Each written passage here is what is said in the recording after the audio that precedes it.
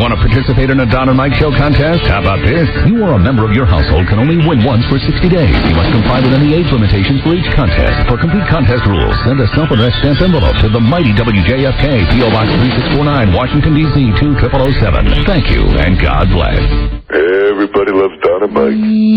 Boy, we were just having some real DJ fun. We were. Oh, yeah. And we can't do what we just did, and we used to do on the air. We can't do on the air anymore, but we can do it in the privacy of our own studio. Now, we could have taken, if that call would be ringing right now, we could answer it now on the air. On the request line. On the request line. Yes, it is. It is a request line. Yeah. Before the show, we're sitting here, and I'm so proud of all of you. Everybody, this is from me to you. You know, bravo! Everybody's here in place. Look at that. To start the show today. Yeah. We're all together now. And as a matter of fact, everybody was here so early. Everybody was so ready.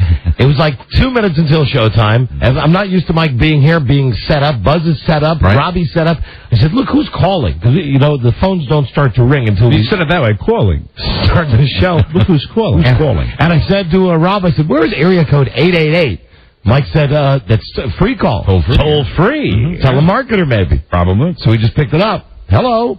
Guy says, hi, I'm looking for Emily. What was the name? Emily Marie. Emily Marie. Emily Marie. She's busy right now. Can I help you? Well, so-and-so from Bank of America. Blah, blah, blah, blah, blah, blah. Blah, blah, blah. I ended up giving the phone to Rob. Yeah, putting on Emily, and Rob was using his regular voice. Rob was just, like, getting the studio cleaned up and talking to the guy in his regular voice going, yeah, this is Emily.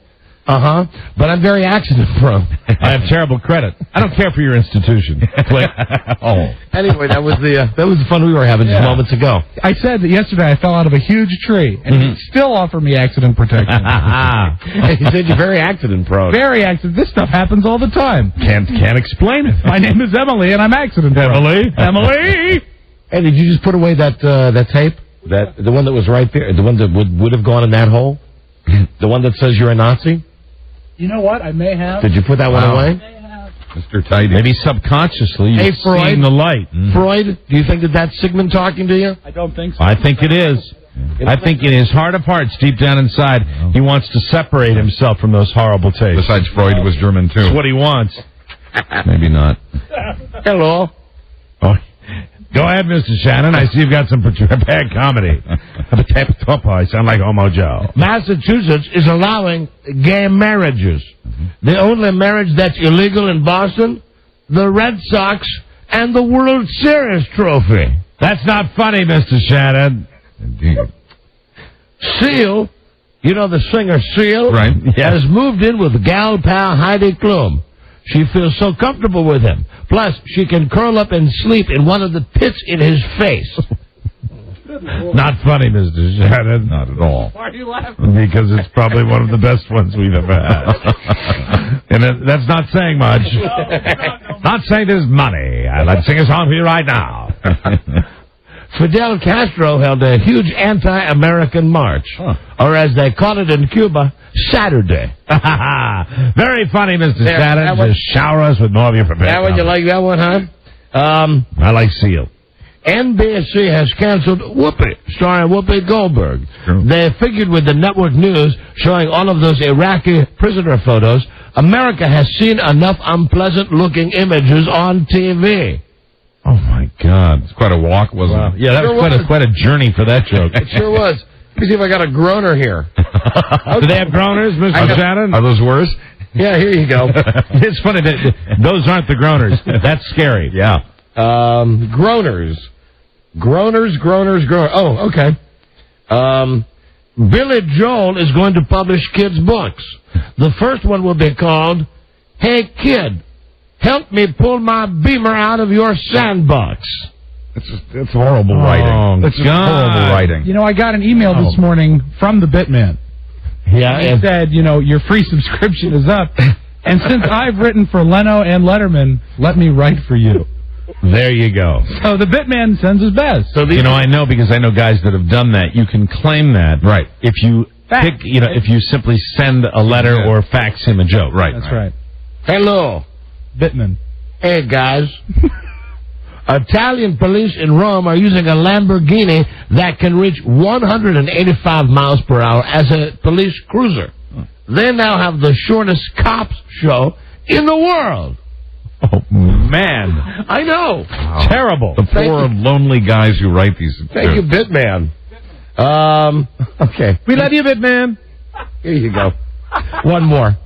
You always close with a strong one. Yeah, of course. Alex, if you're listening in the back room. Yes, mentor him. Close with a strong one. And down. incidentally, Alex, you're free to use these tonight on your show. Go for it. Any of these jokes that are left over tonight at 11 o'clock on WJFK. Non-exclusive prepared comedy. Wow. It's now being reported that male prisoners in Iraq were forced to wear women's maxi pads. The good news is the prisoners were then able to go horseback riding, swimming, and play volleyball.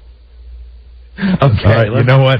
That's not too bad. No, really, it's not too bad, really. Hello. You know what? Hello. Maybe of all of them that you've ever read, right? That one legitimately made me laugh. Yeah. Hello. Hey, now. All right, we'll stop there. You can call Don and Mike at any time from anywhere in America.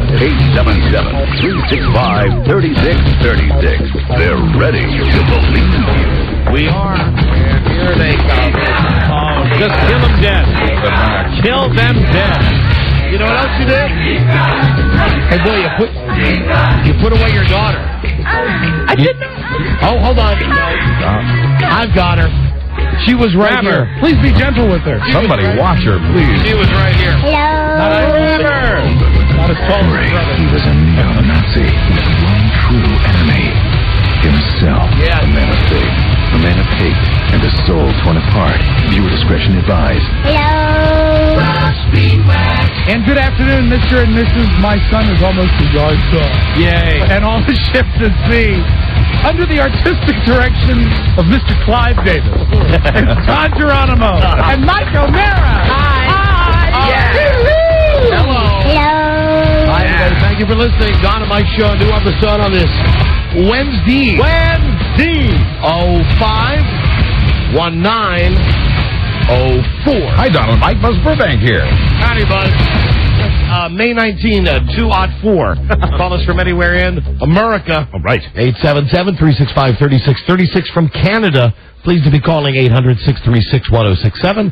And Washington, D.C. on WJFK. I saw that 202-432-1067. I made no comments on your body odor or lack thereof today. I might have had a little cigar smell to me when I came in today because I enjoyed a fabulous cigar on my way into work today. Oh, very nice. Congratulations. Welcome to the club. It's delicious. Welcome to the club. I know you shouldn't describe a cigar like that, but it was. It should be. Was it? It was perfect. It was perfect. I know it's silly to describe a cigar like that. In the cigar magazines, where they describe them, they describe cigars nutty, with orange peel, and nutmeg, and of cinnamon. Yeah. You know, and really it's smoke and it's some a cigar. Don't they say like cinnamon overtones and chocolate undertones? Chocolate. They use chocolate a lot. Mm-hmm. I wish. Show me the cigar that is like chocolate. Well, they make chocolate cigars. Yeah, but I mean a real cigar. Right. Like a chocolate cigar. Try to like that. Hello, Don and Mike. Hey, what's happening? Hey, let's take a call. You're on the air. Hi. Hey, what's going on, guys? Hi. You're the first call on a show, so don't suck. Sorry. Okay, it won't suck. I'm pretty cool like that. Oh, you sounded, dude. Yeah, there's trouble right there. You sounded. Hold on a second. I feel better. Joe's bringing in a phone number. In. Is this Dale? You got it. Oh, man. Dale? LOSA coming up.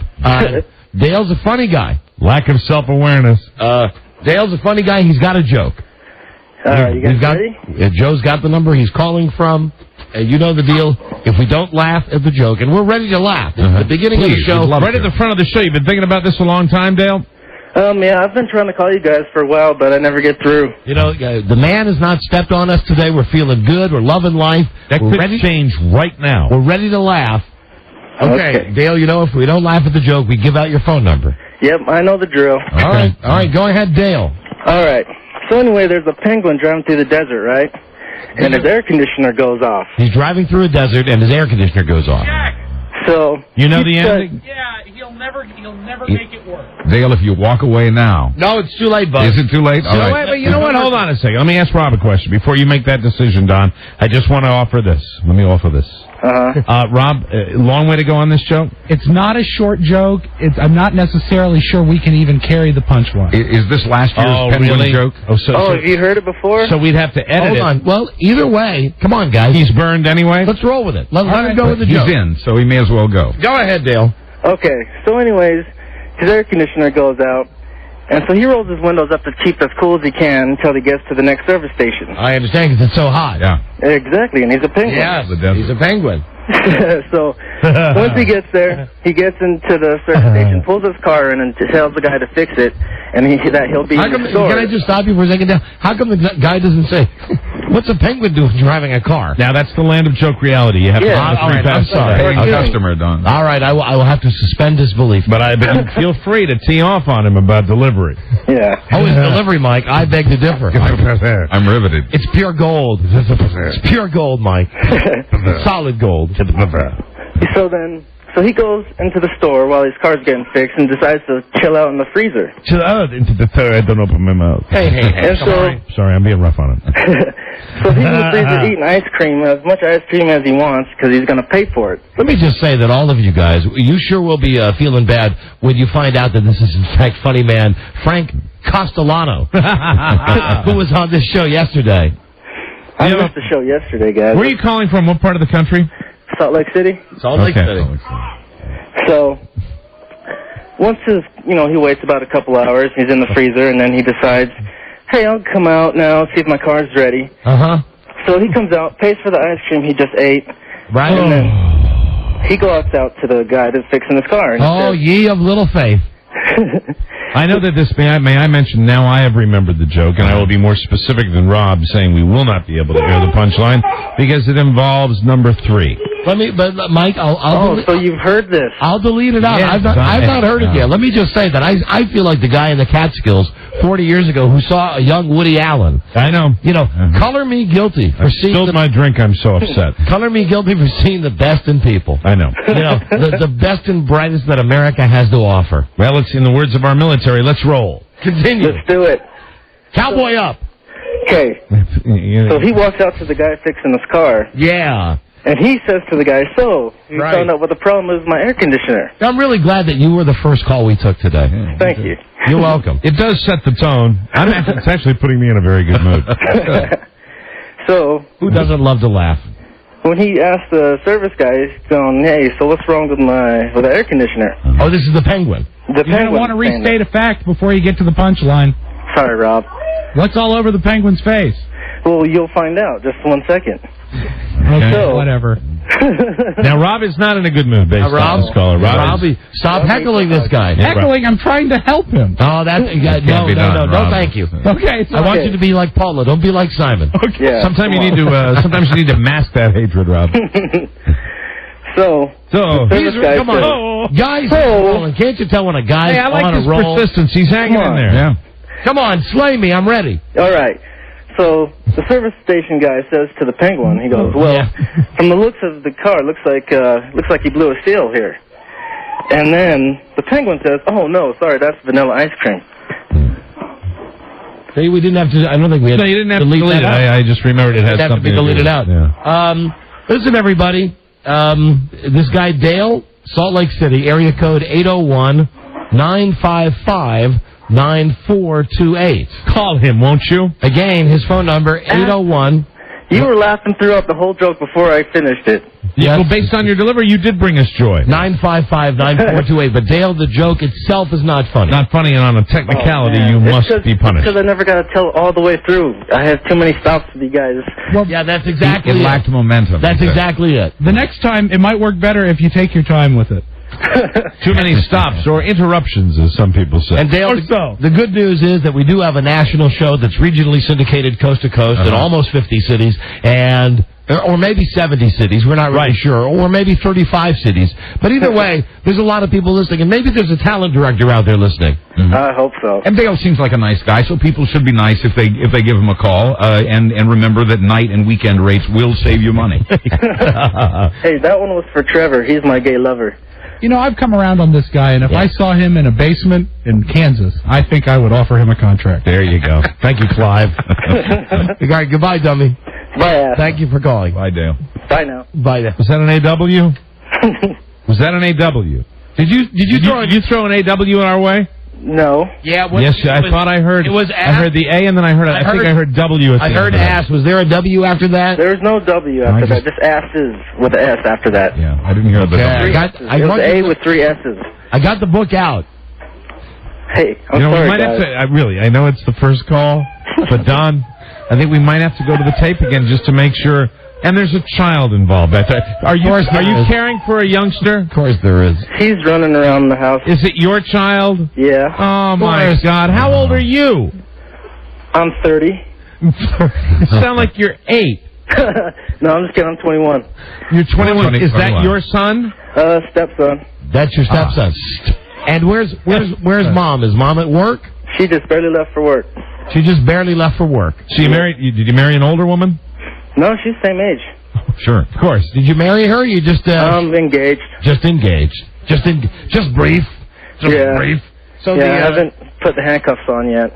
So the youngster that is under your care, what's its name? Marquise Pissy Pants. Marquise. Pissy Pants. Yeah. Oh my God! Wow. Do you have facial hair? Yeah, I'm afraid so. Yeah. One of those little thin beards. No, Do you look like I just Britney keep Spears' new boyfriend? No, not even close. Do you look like Squiggy from Lenny and Squiggy? No, I'm brown. Are you brown skin? Are you Mexican American? Are you ebony? No, I'm Filipino American. You're Filipino. Do you have any tattoos? You know I do. Of course I do. Yeah, so that's why I asked. Are you powerful skinny? No, I'm a big boy. Really? Really? You like a Samoan? Kinda. Really? How much you weigh? How much you weigh, Tiny? 200. Oh, okay. How many times you vote for Jasmine last night? Who? Jasmine? Right. I didn't even watch American Idol. I work night shifts now. Well, I don't ever get at to least watch. you knew we were talking about American Idol. And he works. Works at night. And he works. What do you do? I work at this company called OC Tanner. And what do they do? They a lot of jewelry. I don't know if you heard about them, but when they had the Olympics, the Winter Olympics, they're the ones who made the medals. Ah, really? Oh, the ones you mean the medals that got all the excitement? Yeah, Right. for that company. Very exciting. Oh, good Right. for you. Do you have any samples of your products at home that you've stolen? No, they're doing a big crackdown on stealing. Yeah. 'Cause there's Really? been a lot Well, of people stealing. thank God. Thank God you got away with it for so long. Oh, I know. Tell me about it. Yeah. I know. Tell me about it. Wow. What's What's not to like with this guy? What's the biggest thing you ever stole and got away with? The biggest thing I ever stole? Yeah. From From this place, not from another place. From this place. just from where I work at. The only thing I take is batteries. Batteries. How many batteries? Just a couple double A's here. Whatever he needs. Come on. You know, I'm sure people in this building have stolen a lot of batteries. More Yeah, than batteries. everyone takes batteries. Yeah, but come on, you're working with jewels though. You never stole anything good? Oh man, they got cameras all over the place. Really? You never stole a gold brick? No, I've tempted, but no. They got damn Big gold bricks Gold that bricks they bring in to melt down for the gold medals? Yeah, they just have them all over the place. Uh-huh. just big bricks of gold. Use them for paperweights. And what does your lady do, your fiancée? She manages at a hair cutting salon. All right, it's Good work. You know what it is? It's the American dream. That's right. Nice work, if you can get it. With the exception of the fact that we had to give out your phone number because your joke was so bad. Other than that, you are the American dream. That's great. Would you like to be honest about the AW comment you made when we were getting off the phone with you, so we don't have to go back and listen to the tape? No, seriously, I just said asses with ASSS. And what is little Velveeta doing back there? He's running around blowing up balloons. Marquise would be how old? He just turned 5 over the weekend. 5, which would make your girlfriend's the same age as you, 21. 21 subtract 5. What does that give? 16, Mike. 16 she had the baby. That would mean she's 16. Started Conceived young. at 15. Yeah, she got pregnant when she was 15. Hey, don't forget it happened to James. Remember James at 15? Yes. James at 15. I don't think he knocked up a girl on that show, but No. there was a creepy show called James at 15. So you two crazy kookalas are raising the any more children besides the boy? Got one in the oven. Oh, she's Out pregnant. in the oven. This Well, one yours? By me. You just can't stop, can you? This is the last one. This I'm is going to a- get cut after this. Oh, of course. Now you're telling at 21 you're going to get a vasectomy. Listen, if I had a time machine, I'd go back with my brother Jim, and I would have gotten him one. Yeah. When he was Only we'd known. when he was 14. Wow. So those your nuts, Joe? So Joe left his nuts. You should know. Mike's not making a joke. No. Joe left his can of Planters peanuts in the studio. Well, we were wondering whose Whose those were? Whose nuts those were? Those were Joe's nuts. Nothing wrong with having a snack during the broadcast. Hey, Tracy. Where's my Sticky Fingers album? Come on now, I need my mixed nuts. So, listen, dude, you've been on the show like 20 minutes. Yeah, this is great. Are you having fun? Hell yeah. Okay. Your lady friend, your fiance, the mother of your child, is she also from the great region of the country referred to as the Philippines? Nope, she's mixed with Spanish and Mexican. Oh, boy, brother. Does she speak English? Anybody? Yeah, that's the only thing she speaks. Anybody in your family with blue eyes? Yeah, I got my dad. He's white. His brother got blue eyes. His brother's got Hey, good answer. an uncle. He's hanging in there with us. I'm getting to like this kid more and more. Mike, he's not a kid. He's a grown man. He's a father. He's I 21. got hair down there. Proud of it. What are you doing in Salt Lake City? I don't even know what the hell I'm doing here. Really? Oh, come on, really, what are you doing there? Because the perception of Salt Lake, outside Salt Lake, is that it's a very uptight community. Yeah, most of it is all these damn hypocritical Mormons. I could really care less about them. So what are you doing there? This is where my dad's family was all from, and so that's why they live here. Okay, you having a good time out there? Is our show the highlight of your day? Every day it's the highlight of my day. Every day. That's all I look forward to. That's wonderful. Well, thank you, dude. I hope that we'll be here for you when the life's next tragedy comes knocking on your door. And I'll call again to have you guys cheer up my day. You know, we gave out your phone number, but you were not put in the book. You were not put in the book. You came close to being. If the AW thing, if we researched it, but I don't think we want to now. No. Yeah, we would have put you in the book. But it's clean. But we saved you. Yeah. Who says that your Don and Mike show is not an all-loving, all-caring show? Oh, You guys are the men. Forgiving. So, you know what? I'll tell you. Benevolent. Look at this this. show, when we have calls like this, I just like... We could have. we take time and care with some of these calls now. We could have just.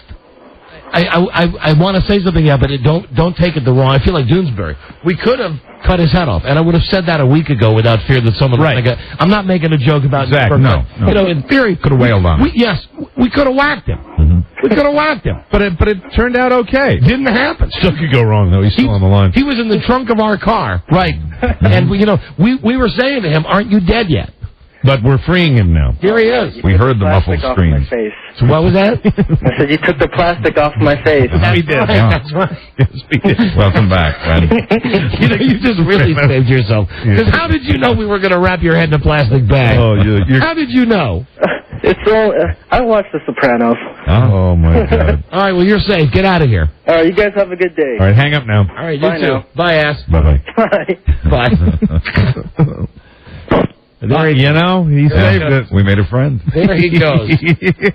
One guy. You know what? I like when we nurture callers a little bit. That could go terribly wrong sometimes, but once in a while we part as friends. Sometimes, Mike. Sometimes it happens. You know what it is? We got to come in here. I got to come in here, and you got to come in here with the right attitude. Right, And exactly. today we're having a good day. Yes. If we had been having a bad day, Right. I guarantee he would be coming out. He'd be dead. He'd be part of our food later. Washing up in a suitcase. I'm actually having a horrible day. I'm just a trained professional. You're lying. I know you're not having a horrible day. No, I'm having a very good I know everybody's having a Yeah. very good day today. Yeah. Everybody. What do you got there, Rob? What the hell is this? He ain't got no walking stick. He don't need no. What the hell is this? He ain't got no can to kick. It's the theme to James at 15. Whoa, James singing. Whoa, James. Jesus. Later became James at 16. Do you remember that show? I do not remember that show. NBC. Yes, that was like one of Who was James? some guy who looked like he could have been on the show Family. Oh, really? He was a splotchy kid they were trying to show what it was like being a kid at 16. I scare myself sometimes. His name is Lance Kerwin. That's right. Of course, Bruce. Of course, Lance Kerwin. Of course. What possible good would that do you outside of what you just did? James at 15. Listen, before we hit the first break here, and before I guess we'll discuss American Idol, why not? We always do. It's almost over. Just mark my words, ladies and gentlemen. I want to go on the record with this, as Mike likes saying. Really? Big? Here's my Donnie Locke of the century. Yeah. I'm like one of those idiots on Sunday morning when you're trying to watch football and all you got is your parlay? All you got is some big fat guy going, It's the Niners +6. Call my hotline now. Right. My guaranteed play of the week. Last week I told you the Broncos would upset the Ravens. Now, what is your lock of the week? Fantasia's out. I like it. That it is the Tard factor of America standing up tonight to the fact that Simon Cowell has already said Fantasia's the winner. Looking back to you, you're the winner. Yep. He said to the Hawaiian chick, he said, that's it, your time is over. Would you like to give a reason for it, though? I think it's simply the Tard factor. I think that so many people watch the show now, and what's the fun? We brought this up. We may have brought this up on the air or in the office. I do believe that because of the time difference in Hawaii, when they run that, the Hawaiian people have free access. They have 3 opportunities. They can call in the 2-hour window after the East Coast showing. They can call in the 2-hour window after the West Coast showing. And they could call in the 2-hour window after the Hawaiian showing. I don't think they have any control over that. Of course, right? in theory, you could do that from anywhere in America. True. Also true. From New Jersey, you could call in all 3 time zones if you wanted to. This is true. But Mike, like I was telling you, it's those tricky Hawaiians. Here's what I think. I don't think the tricky Hawaiians are smart enough to know that. I think with the tricky Hawaiians, the advantage that they have is that when it's run in Hawaii, there is no one else calling in. So they can they have free reign. When everybody else calls on the East and West Coast, they're being, blown out by everybody else. And mark my words about this, that there's the large percentage of people that realize Fantasia is the best singer. Yes, and as I discussed with somebody last night, the most original. We all know that she is, but here's what's pissing off America. What? The fact that now they're telling us that she's the best. And we don't stand for that. We already know she's the best. But I don't like being told. Right. I don't like the there judges. You go. That's I don't like there the judges you go. Feeling the pressure. There you go. Of the bad votes, and I don't like the judges trying their damnedest to steer this competition. It's not fair. America has already figured out that the Tard factor, and I hope that this somehow works its way over to the presidential election. The Tard factor is the great unknown. And with what I said, also, can I tell you, Jasmine does not belong to be. No, it does not belong in the top 8. She much doesn't. less the top 2. She doesn't. But at this point, she's horrible. But Mike, at this point, it's us against them. And when you're watching it at home, and all of them, but they're telling us, Jasmine, you're out of the competition. Simon, Randy, Paula,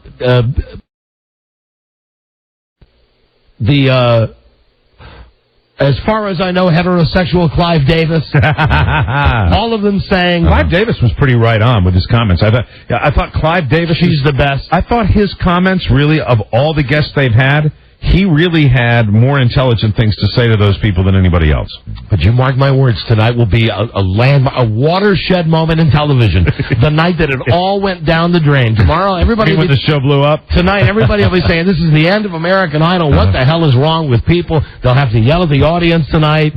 When it comes down to being Jasmine and the fat girl Diana. Wow. That'll be great. That's if you got money. I'm not sure about it. Can you imagine a final with Jasmine and Diana? And we have to, endure another week of looking at Diana's mother. And Diana would win that. Although, let's say that it got to that. It's for Diana's mom. I know that you've, many, many years ago, you made the conscious decision to say, to hell with it. I'm getting up in the morning, I'm cutting my hair like a man, I'm not going to put any makeup on. But do you think maybe even a new muumuu could be thrown on for that, and we have to look at Diana's man mom every time we... I'm sorry, last night it was just too much of her. I find her sexy. Of course you do. I find her mother delicious, delightful. So erotic. You are staking your reputation on the Tards. Fantasia being voted off. On the Tards. And also, you want to talk about someone who really is sick in the head? Guess who voted last night 8 times for Jasmine? You. You're looking at it. There you go. Wow. 1, 2, 3, 4, 5, 6, 7, 8. It took me an hour hitting the redial button constantly. Remind me when I was a kid, you used to call radio stations. All right. If Fantasia makes it in, I'm going to give you that option. If Fantasia makes it in, who's out, Diana or Jasmine? Oh, Jasmine. Yeah. Is she? It's either it's all or nothing. As far as this parlay. It's either normal or it's not normal. Right.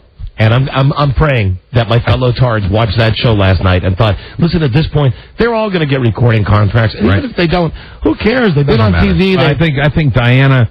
They've amused us. Fantasia and LaToya will get recording contracts. I think that you will see Jasmine, opening up for Don Ho. Whatever. I mean, they've all got a certain level of celebrity. And frankly, let's be honest, who really cares if these idiots turn out to be stars or not? But Jasmine is cute. I mean, she is good looking. They're just on TV and nobody really stood out this year, right? To help us waste an hour. Yeah. But we did determine something about Jasmine last night. What's that? Her legs don't match her body. Right. Oh, Rob. You think her legs are too thick? Oh, hold on. She's got nice legs. She's got don't muscular legs. But they do not match her body. She's got Hillary Clinton legs. They look like Popeye's forearm. Oh, I disagree. Oh, no, you got to look at the shot of Jasmine. I was staring at them last night. No, I thought they were muscly. No, those big ham hocks do not fit that little that little petite up top, she's not real big. But you know what?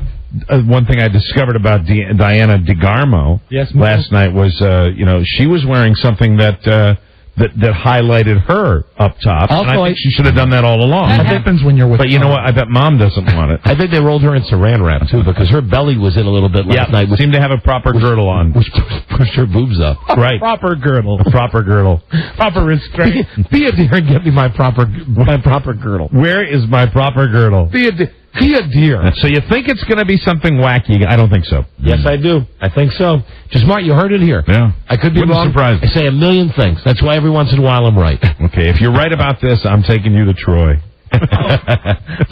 Don and Mike show. Then it would be my second time singing. Also, a lot of filler tonight because an hour episode tonight. Hour long? So look for you know what? It's like TiVo to me. I go fantastic.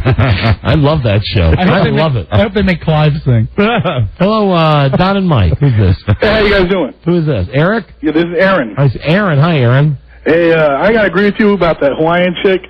There's no way that any of the other two chicks have a chance because Hawaii's just gonna vote her right over the top. All right, thank you. Sure this isn't the last guy that just called? Hey, Don, one thing. Yes. Thank you for introducing me to 24. That is the greatest show in the world. Oh, listen, I'll take credit for that. You're welcome. And last night's episode, I'm telling you, when they got an ad that says they're going to kill two of them, right? They kill two of them. Two of the major players on that show, Sherry Palmer, boom, dead, out. The girl that was with the old guy with the prescription, boom, dead, out. Two of the main characters. They are dead. Yeah. Dead, got lead in the head. When's the last one? I think two more. I think they got two more left. I thought there was only one more after Is there only this. one more after this? I think they're down to the...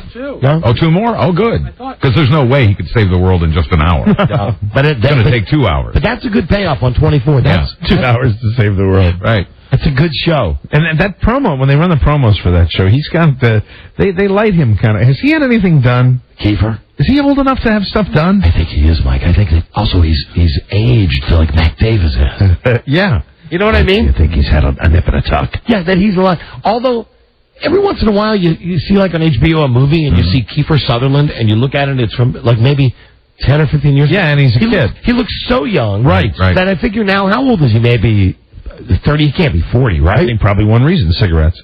Yeah, and everything booze, else. a lot of booze. Yeah. Too. And everything else. Well, that keeps you young. Yeah. As long as you quit the smokes. Well, Which I'm working on. we got a break. We'll be right back, everybody. This is the Don and Mike Show.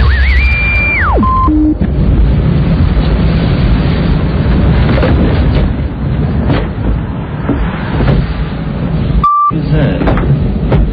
Jimmy. What's up? Did I hear something? What is that? Flat? What? No. What the better pull over and see. Yeah.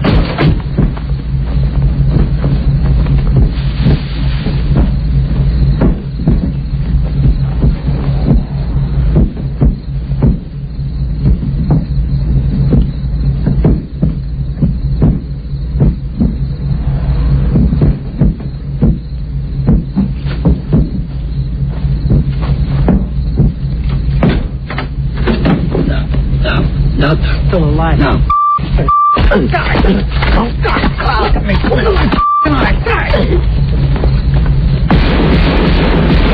Good heaven, no. As far back as I can remember, I always wanted to be a gangster. The Don and Mike Show. This is Ray Liotta, and you're listening to my favorite Goodfellas on the Don and Mike Show. Thanks for listening, Chief. It's the Don and Mike Show. You got that, Chief? Yeah, Chief. Hey, Chief. So yesterday, we were talking about, the other day we were talking about Ryan Seacrest and his TV show being canceled. Yes. His girl afternoon talk show. And then we had a girl, Amy, who's actually won the trip to go out there and be on his show. Yeah, she said that they called her and everything is fine. They just moved some scheduling around, but she's still going out there. Mm-hmm. Well, Rob was just telling us, step up, please, Rob. Rob is in his car, and he gets a call from Shondell, who works here at the station, and she's with the general manager of the UPN station, UPN 20. Some powerful guy over there, and he was curious as to where we had heard this and if I had any more details, because the people at Channel 20, who carries the show locally, had no idea it had been canceled. Interesting. And I said, well, all I can tell you is that it has indeed been given the axe because of low ratings. And I said, and be sure to stay tuned to the Don and Mike Show, because we do have our finger on the pulse of Hollywood. Of course. To which he replied, well, thanks for letting me know that I'm losing the show that I've just spent millions of dollars promoting. Wow. So hello to our friends at WDCA. Wow. And any more word on that show, on the Ryan Seacrest show? I didn't see anything today beyond the fact that it's days on number. My God, it couldn't be an ugly hoax, could it? No, absolutely not. It's canceled. No one would care. It's out of there. Okay, and yesterday we didn't talk about this. Let's call Penny. See if Penny's around. Penny. Little Penny. Oh, yes.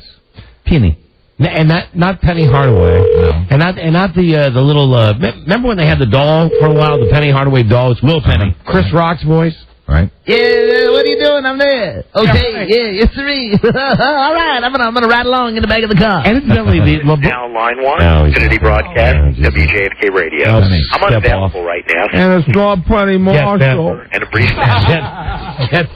Have you seen the little doll for LeBron James? Yeah, right? No. It's supposed to be like Little Penny, but it's awful. Oh. Does it talk like Little Penny? Yeah, it talks, but it's not animated like Little Penny was. Little Penny was like, Wait for me. Come on. I want to take a shot, too. Yeah, there you go. I don't know how to describe this one. It doesn't even look like LeBron James. It's a little Sprite guy, and he's on the chair, and he goes, hey, don't sit on me. I got some great Sprite down here. And the original, I mean, they're directly ripping off Little Penny. Right. All right, well, Alan Limewand, our general manager, is not there. Otherwise known as Little Penny. I guess, but because he's never seen one on the floor that he won't stop and pick up. Amen. Hey, Alan, look at me. I'm a penny. I guess he doesn't. I guess we'll have to go to someone else to find out exactly what's going on. Right. We alluded to this yesterday. As you snake through the radio station. Ah, yes, I've seen this. Rob, I love you, but you're evil. Put that away. Well, that's not what I meant. Put that away. Would you stop it? Of course you meant it. No, I meant to Oh, you that. stop it. Stop it. Subconscious. So help me, I meant to grab that. Sure you did.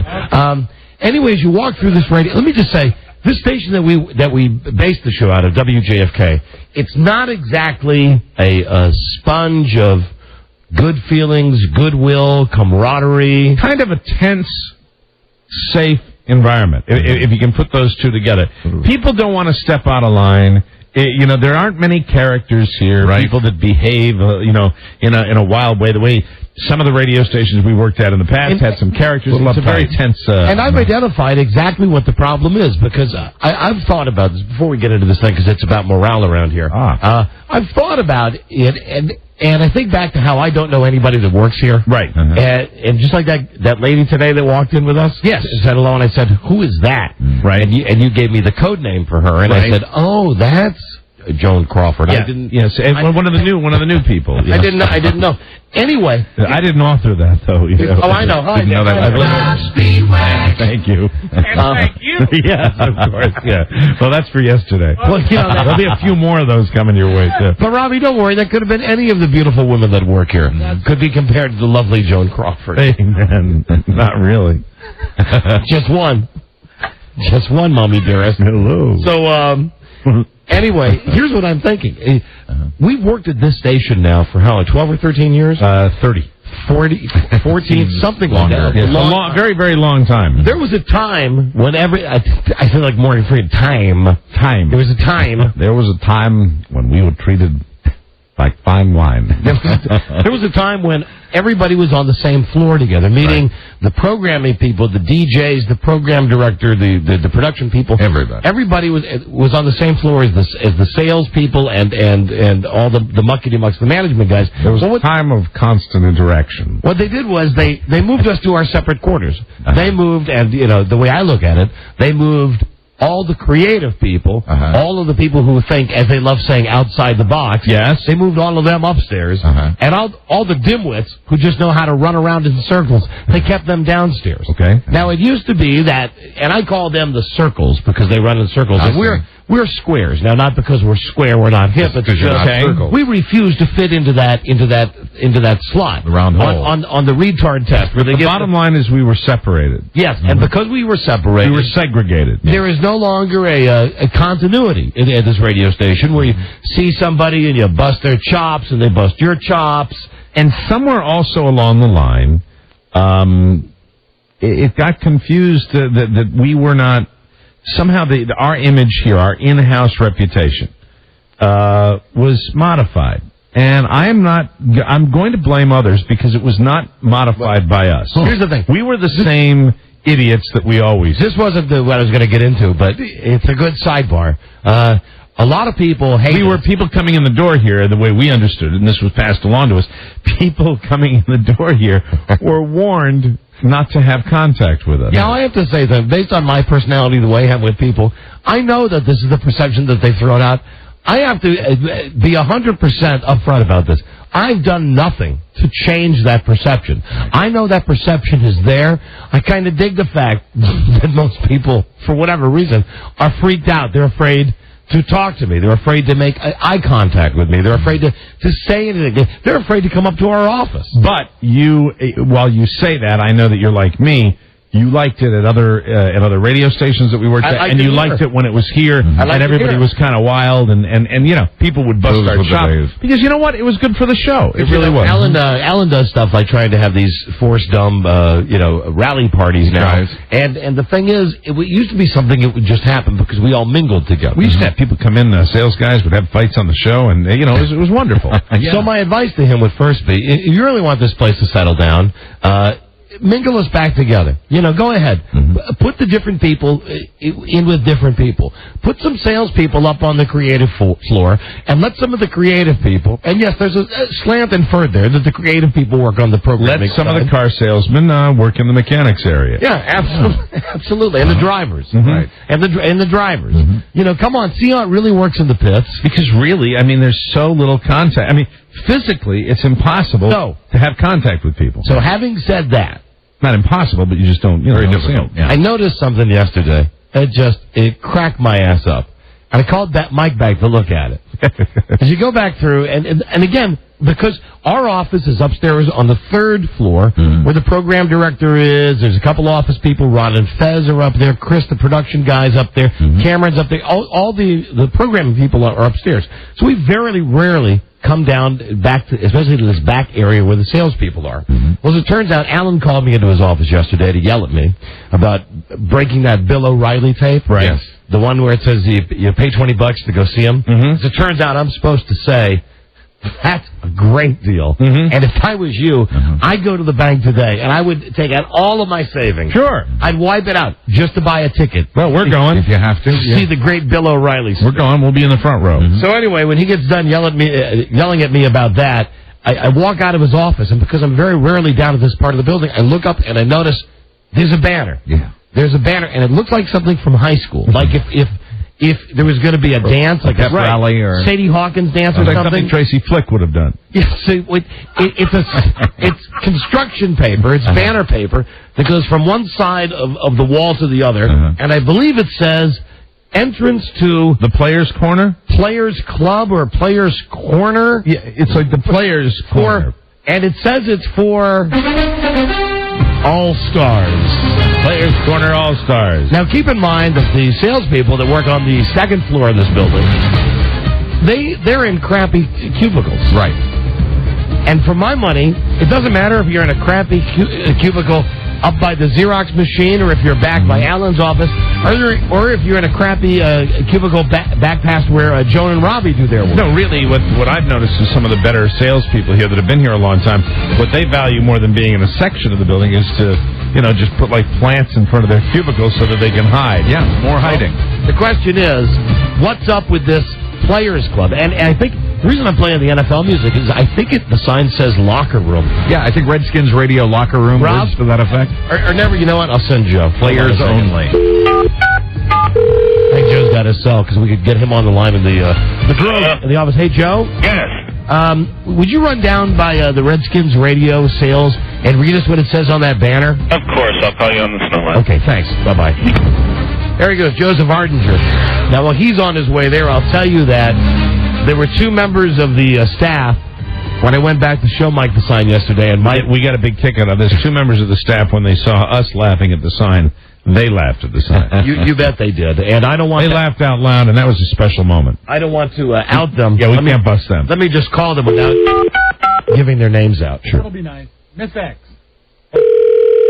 We use that machine to disguise their voice. Right. We don't have a machine to disguise their voice. Colonel, you're crazy. Oh, you're crazy. I love you. I thought it was funny when you guys laughed at the sign. Oh, they're afraid to pick up their phone. Hi. Joe? Hello. Hey, hello. Are you back there? Yes. Oh, it's Joe, everybody. Welcome. Yeah. Joe. Welcome to the Joe Show. Joe, can you read the sign for us? All right, here we go. Redskins radio sales locker room. Players only. And Joe, does it look like it's a computer font that's printed this out, or is this like Kindergarten Cop? It's like Sharpie marker. Sharpie marker. Looks like Kindergarten Cop. The way when I first saw it, it reminded me very Little Rascals. Just there's no letters facing backwards. And the way this sign is strung, it's like you would see a sign strung over a street in a small town, or with an upcoming parade. Or like I remember in high school, if it would be, we're playing whatever the school, beat the Tigers this over week. The main hallway in the school. Right. The Highlanders kind of draped across. Hanging from one locker on another locker. Exactly. Anyway, Joe, it says? It's, okay, first of all, let me just describe it. It's two pieces of construction paper hung up with paper clips. It says Redskins radio sales locker room players only. Johnson, Gorgie, Spahn, Eaton, Hicks, Herr, Davenport, Hedges, Shrek, and Allen. And Shrek must have been spelled wrong because they took another piece of paper and put it over the old stuff. So there was a misspelling. So how many names are up? How many names are up there where people can go back into this special area? 10 players, Don. They've got 10 players back there. Now, aren't there empty spots for future names? Sure, you could actually get a whole line underneath the first line. And that's the other thing. The name Allen is all the way on the bottom at the end. It's like they couldn't even get them all across.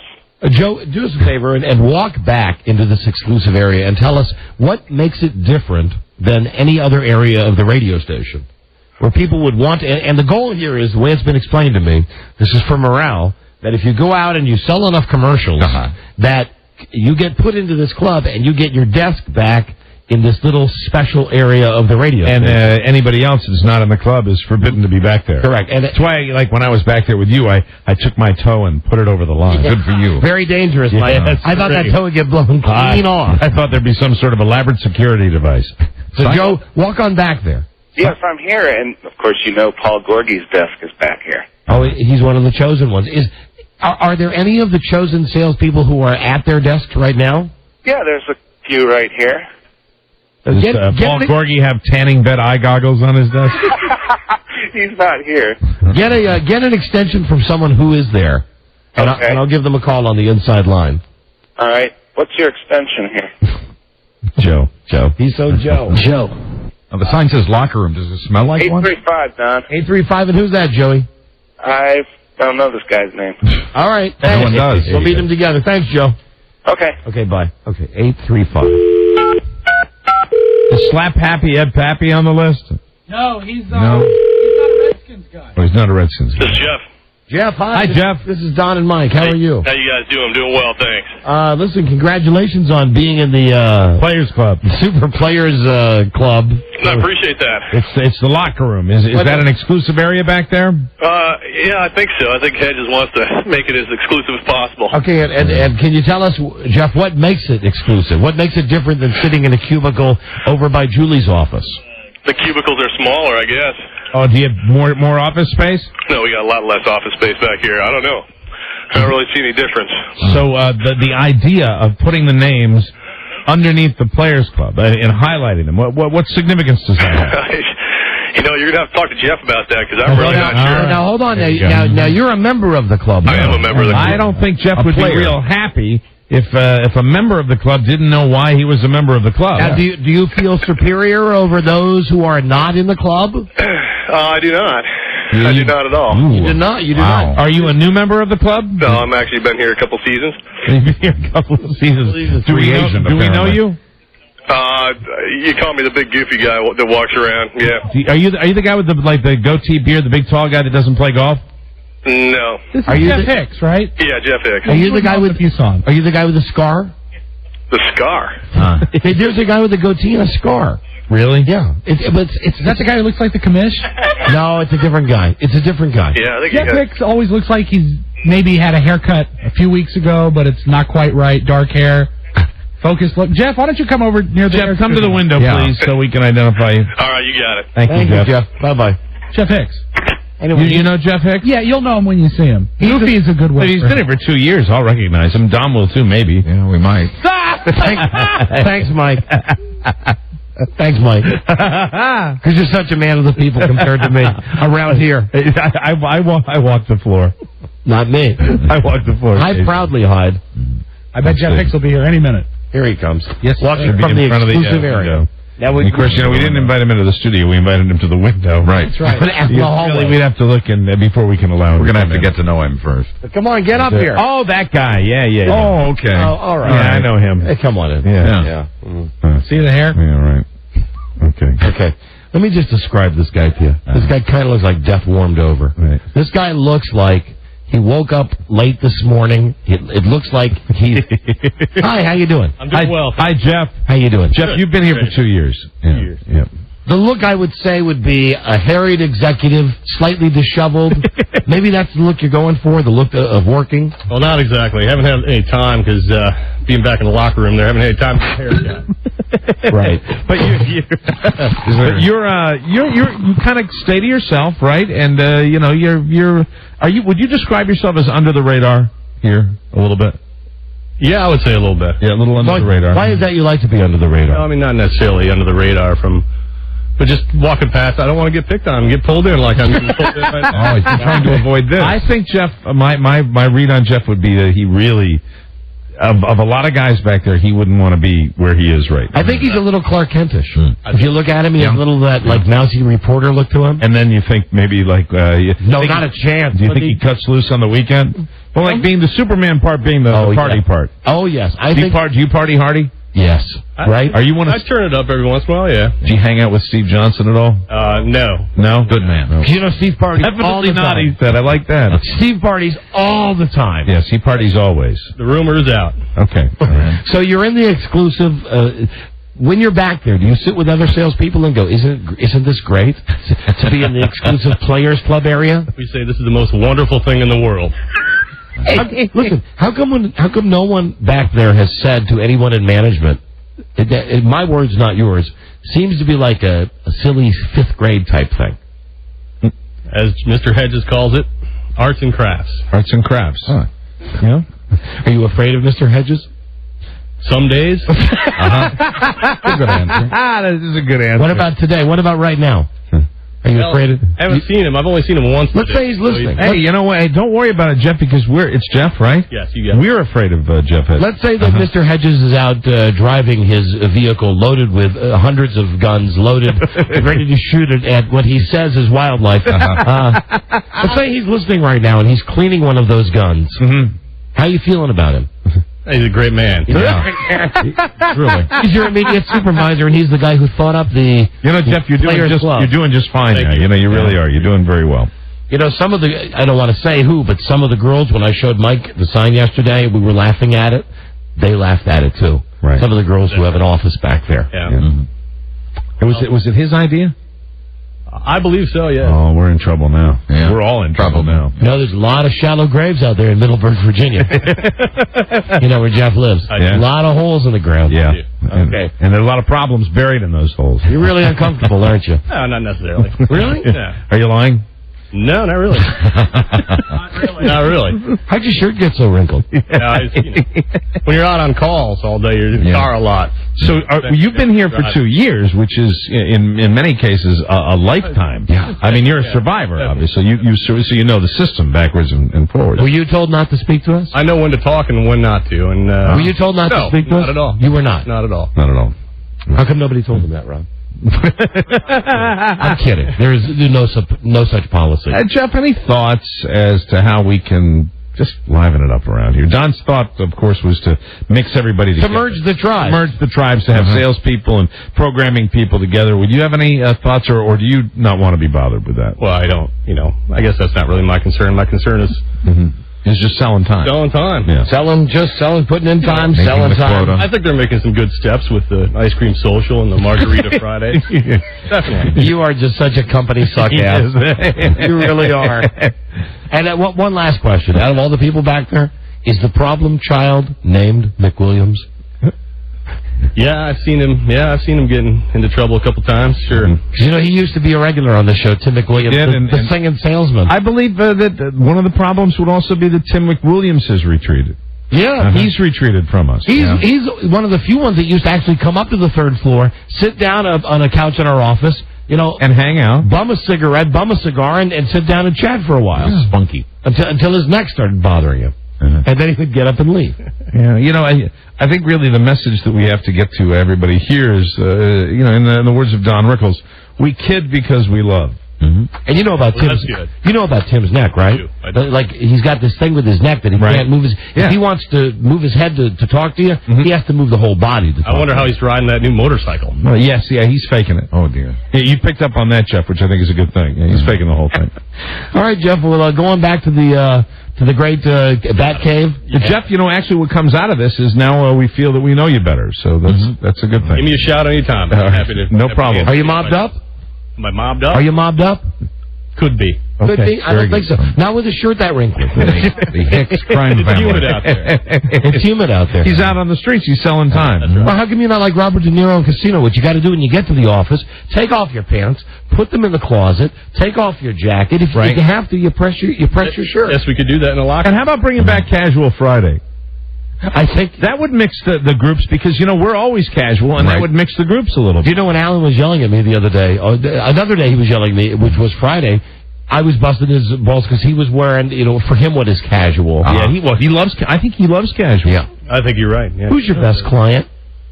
My best client? Who's your best client? We used to do this, too. When people would come in, we'd always say, give them a plug. You can only pick one, knowing that all the others will say, how come you didn't pick us? Jerry's Ford. Jerry, he didn't worry. No hesitation, Jerry's Ford. Rob, there's no need for that. What? Well, Rob's mobbed up, too. Right? Yeah. Rob is more mobbed up than anybody around here. All right. Well, listen, you're off the hot seat. I appreciate it. Thank you for joining us. Good job, Jeff. Thank you, Jeff. Back to the players. What's it called? The Players Club? I guess so. Nobody's really clear. He guesses so. All I know is that they've got great ideas about morale around here. Yeah, they do. Hello, Mike. Hello? Don and Mike show. Hello, Mike. Don. Yes, hi. Hey, how you doing? We're doing very well.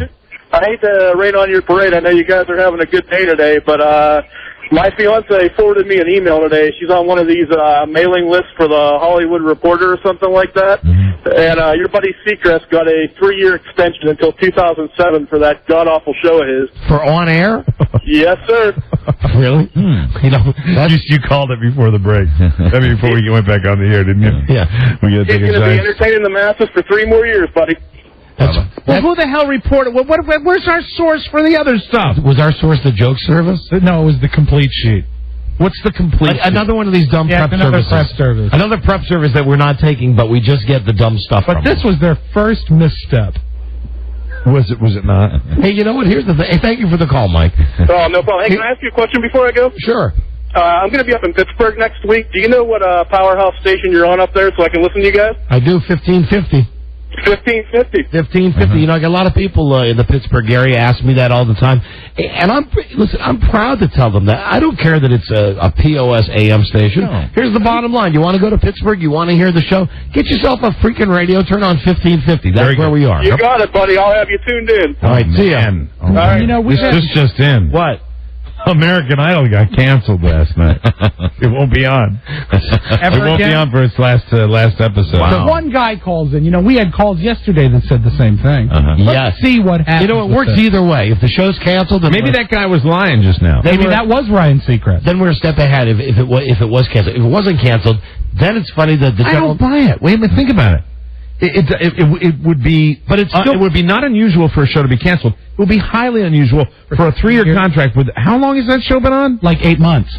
Yeah, I don't think so. Maybe he signed a 3-year contract with American Idol. Could be. I'll check on that, but, I haven't seen anything in the last 24 hours that says the on-air has been canceled. I mean, the only thing I've heard or seen about that is what we heard here. Hey, but guys, what is funny in all this, regardless of if we're right or not, right? Something we made up inadvertently or not, the general manager from Channel 20 thought it was true. Yeah, we gave him... Hey, look, it's Shondell. We have another salesperson that's coming in. Hi, Shondell, what?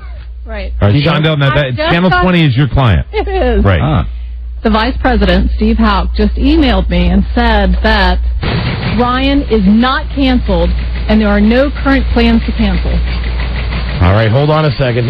Thank you, Shondell. Sure. Shondell, are you in the club? Any Players Club? No. All right. You don't want to be in it? No. Yeah, good for you, Shondell. Kirk, yeah. I know this guy's got the news on who got re-signed. Kirk. It wasn't Ryan Seacrest. It was Carson Daly. Right, I got that on a list somewhere. Carson Daly's show got renewed for 3 years. Man, I wish we had that other guy on the line. Hey, I hate to rain on your parade. And listen, no offense to Shondell, and no offense to the guy at Channel 20. Let's stick with the story that Ryan Seacrest's show is canceled. Let's stick with that story. Okay? I'm going to swear to it. Okay, according to what Rob, you had a look on your face. You were ready to bail on it, though. No, you know what? I turned around on it. It's the complete sheet. Oh, no, come on, tell me, because I wasn't looking at him. He looked like it was the complete sheet. It's kind of like the complete sheet, like you did. Well, I mean, like you didn't have a lot of faith in your complete sheet. Well, we're not paying for it. But know what? The more I think about it... Hey, that's how I base all my decisions. I'm going to stay with free, it's true. We're not paying.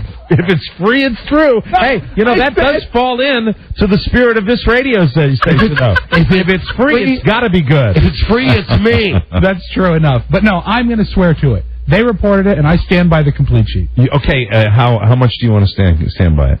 I stand by it. What are you willing to do if it's 82%? If we get it confirmed, 82%. Would you be willing to put something on the line? No. I would not. You wouldn't? No. But I can swear to you that they said it. It doesn't mean that much to me. Rob, there was a time, oh boy, here's the thing. I'm too fond of you now. There was a time years ago that we would have made him go outside and wear something and do jumping. Well, wait a minute. Hold on a second. He is more of our group now, but you and I have both subjected ourselves to ridicule in recent memory. Well, but Rob said he's getting 82%, so I don't think he's going to stand by it anyway. No, I mean, and frankly, I don't care. I mean, now I got something from Channel 20 that says no before that, so who knows? Let me give you a lesson. I'll stand by it. Mm-hmm. I'll stand. What do you want the bet to be? I don't. It's not a bet because I don't know. I'll stand. You don't care either. I don't. I'm also standing by. I don't. What I don't. It's not that I don't care. It's I don't know. I'm not strongly saying, he's definitely not canceled. I think Fantasia's getting voted off American Idol tonight. I'll stand by that. I don't see why the Ryan Seacrest show is on. It's on at 5 o'clock in the afternoon. It's geared at 15-year-old girls.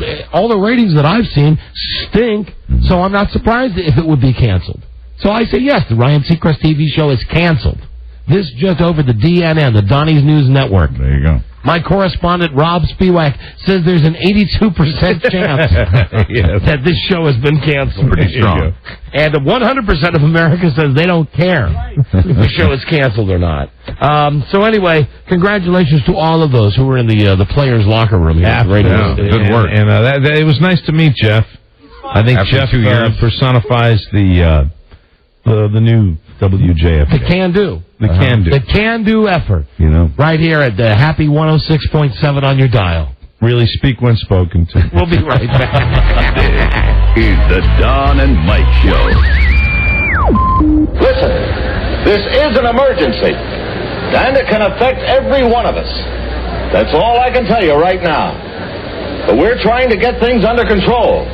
In order to do that, we have to clear this area immediately. So please go home and stay there.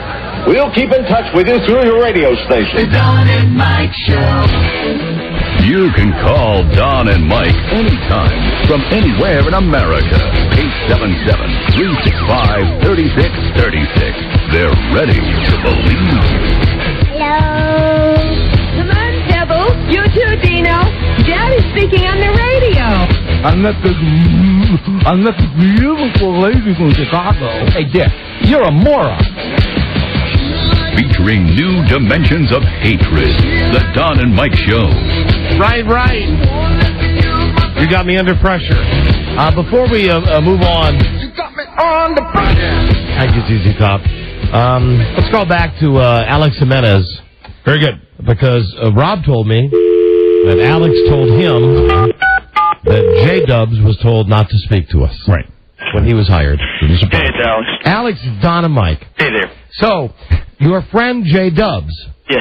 He was told that, and now we're going to get to the bottom of this. Good. And I promise we won't spend a lot of time on this, but this is fascinating. Yeah. We have a rap here, and it's been a source of frustration for us for quite some time. Alex, when was J-Dubs told not to speak to us?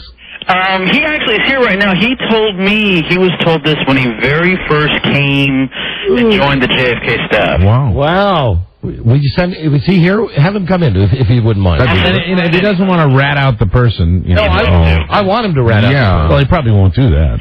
I bet he will.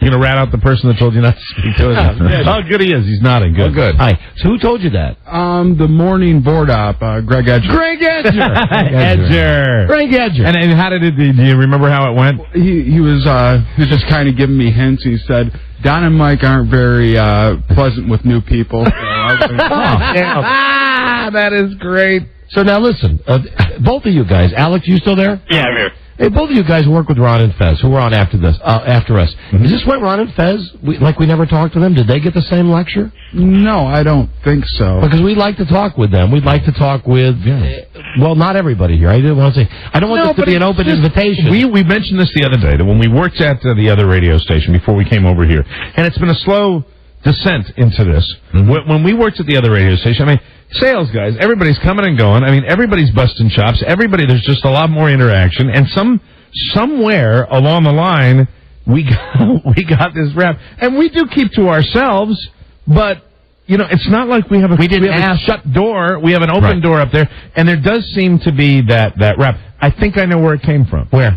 It came from a policy that we implemented when salespeople were coming up and pitching like spots to us. Yeah, coming into the studio. It got to a point where we said, hey, can't we always have this happening, and we went to somebody and it got overblown, and then that blossomed into memos. Don't have any contact with. Well, then let me ask you, because I know that I've seen you in the hall every day. I say hello to you, say, hey, dude, we talked about the Detroit Lions when you first started working here. How did you have the intestinal fortitude to go against what lowly Greg Edger had told you, to actually summon the courage to look at me and speak to me? Well, that's when I realized he was a moron. Listen to Alex. That's a big laugh from everybody. All right, thank you, J-Dub. Thank you. Nice talking to you. You too, Alex. Hey, Don, kind of one more thing, if you don't mind. Sure. Remember when we chatted with each other at the little ratings party that we had? Sure. It was so funny because every single person came up to me, be it Alan or Cameron. Oh, my God, did you just talk to Don? What was that like? What was it like talking to Don? I can't believe you talked to him. It's ludicrous. It's insanity. I tell you something. I mean, I didn't perpetuate this. I swear to God, I didn't perpetuate it. But it's kind of fun. Hey, what are you looking at? It's kind of. I'm sorry, that was the new sales guy that just went by. A little intimidation. All right, Alex. Hey, thank you. Now let's find Greg Edger's phone number. I know we've called. The last time we had Greg Edger on the phone was one day. Don Poplar's to be a enchilada. One day we were taking calls, and some girl called, I remember from Wichita, and that Greg Edger runs the board for the Stern Show in the morning. He's not on the air. He's the guy whoever the guy is at our station in Buffalo and Baltimore now. Right. There's always someone on the other end that's pushing the buttons for you if you got a syndicated show. Right. Well, with this show, I mean, it's like any show. It's on. It's talking for a half hour. So Greg Edger's picking up the request lines. Sure. And one day, one girl calls us up and she says, I'm looking for Greg Edger. Now, this was at 3 o'clock in the afternoon. Sure. The guy runs the board on Stern Show in the morning. Turns out he'd been having, I don't want to say phone sex. He was dating her, though. Yeah. Oh, really? On the telephone. On the phone. They were having little phone dates. Yeah. That's the last time we had Greg Edger on the show. Is he still here? Does he still work here? I guess. Because now in Greg's case, I mean, Greg works crack of dawn in the morning. We don't see him. We never see him. Oh, I thought you meant is he still here, still working here? Still working here, yeah. Still employed, but not here at the moment. And I think the last time his name came up on the show it had been his lifelong dream to work with the Redskins broadcast team. Right. And do you remember he finally got the job to hold the parabolic mic? Right. And the Redskins had their first game away last year, an exhibition against Carolina. Right. And he missed the plane to Charlotte. Yeah. And then he didn't drive down to Charlotte the day after. He just called Cameron and said, I just couldn't make it on time. That was the end of that. Got him, Rob? No answer. No answer at Greg Edger's home? Maybe he's sleeping. With his hours? It would be. All right. Where's he at? We got another number for him? No way. What is this? Is that true? Travis says, Travis, come in here, please. Travis Bickle. A bulletin? That we're going to get, Mike, we're going to get a piece of a recon now that's going to blow you away. Really? If, in fact, it's true. Let's call Travis Bickle as our next Is Travis upstairs? I've got to call him upstairs. Yeah, because he's running our dump button. Oh, right. Who's on this phone? That was me. I was trying to call Travis. What's his number? Travis Bickle. You remember him from Taxi Driver. There it is. 889. Right. And anytime you need Travis, just dial 889. Okay. Wherever you are. From any phone, anywhere. Hey, guys. Hey, hello. Howdy. Hello. Hello. Hello. How you doing, Travis? Hi, boys. Now, here you go. Travis Bickle. Yes. A man who was there. Travis, who is the employee who told you to stay away from us? Well, as you guys know, when I first came here, I was working with the Liddy Show. And I can't remember if you all were on either vacation or doing a remote the first couple days I was here, but in talking to good friend John Pop, he gave me I was introduced to Rob, introduced to Broyhill, and then I said, wow, I can't wait to finally meet Don and Mike, and he said, well, you know, if I were you, I wouldn't just go running towards them.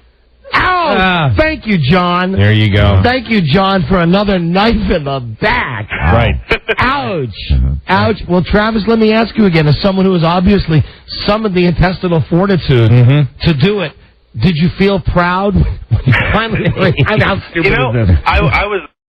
I was a little hesitant, but I almost waited for you guys to acknowledge me before I thought, you know what, it's fine to go up and talk to them. Of course it is. And Travis is one of the coolest people. Okay. Travis has the best Scott Shannon hello of everybody. Sounds like it does. I love rolling in. He's just sitting up there. He's got to hit the dump button. That's right. I think over the years it's been perpetuated, obviously, from a number of people. All right. Well, thanks. We're going to try to call John Pop now. All right, man. Thanks, Travis. Bye-bye. Okay. And didn't John Pop want to throw his hat in the ring to be the producer? He did. He did. Okay. Interesting. This one right here? That's him at work, yeah. Okay, well, you're going to have to ask for him on here. Phone's ringing. That might be a ringback. A lot of times, if you call someone out on one of the internal lines, you get the ringback. Rob's trying to call John Pop at work now. Very good. John Pop used to be the producer for G. Gordon Liddy. Right. Well, now I can understand, though, with John, where that would come from. I can't. Yeah, I can because we knew John. But he was working. Look who he was working for. But it doesn't matter. John was in the BMSC. Yeah. John was in the Big Man Supper Club. John came to visit me in the hospital. Right. When I was, recovering. Yeah. Johnny. John. Gentlemen. Hey, John. It's Don and Mike. John. What's going on? Okay, here's John Pop. You're not going to believe this. And That's again, me. He's incredible. Right? Incredible. Incredible. Okay, Johnny. We're in one of these, it's just about morale around here, and we're up to this thing with the people being told not to talk to us. And we talked to Travis Bickle, and Travis says that you told him initially to stay away from us, not to talk to us. Travis who? Travis Adlin.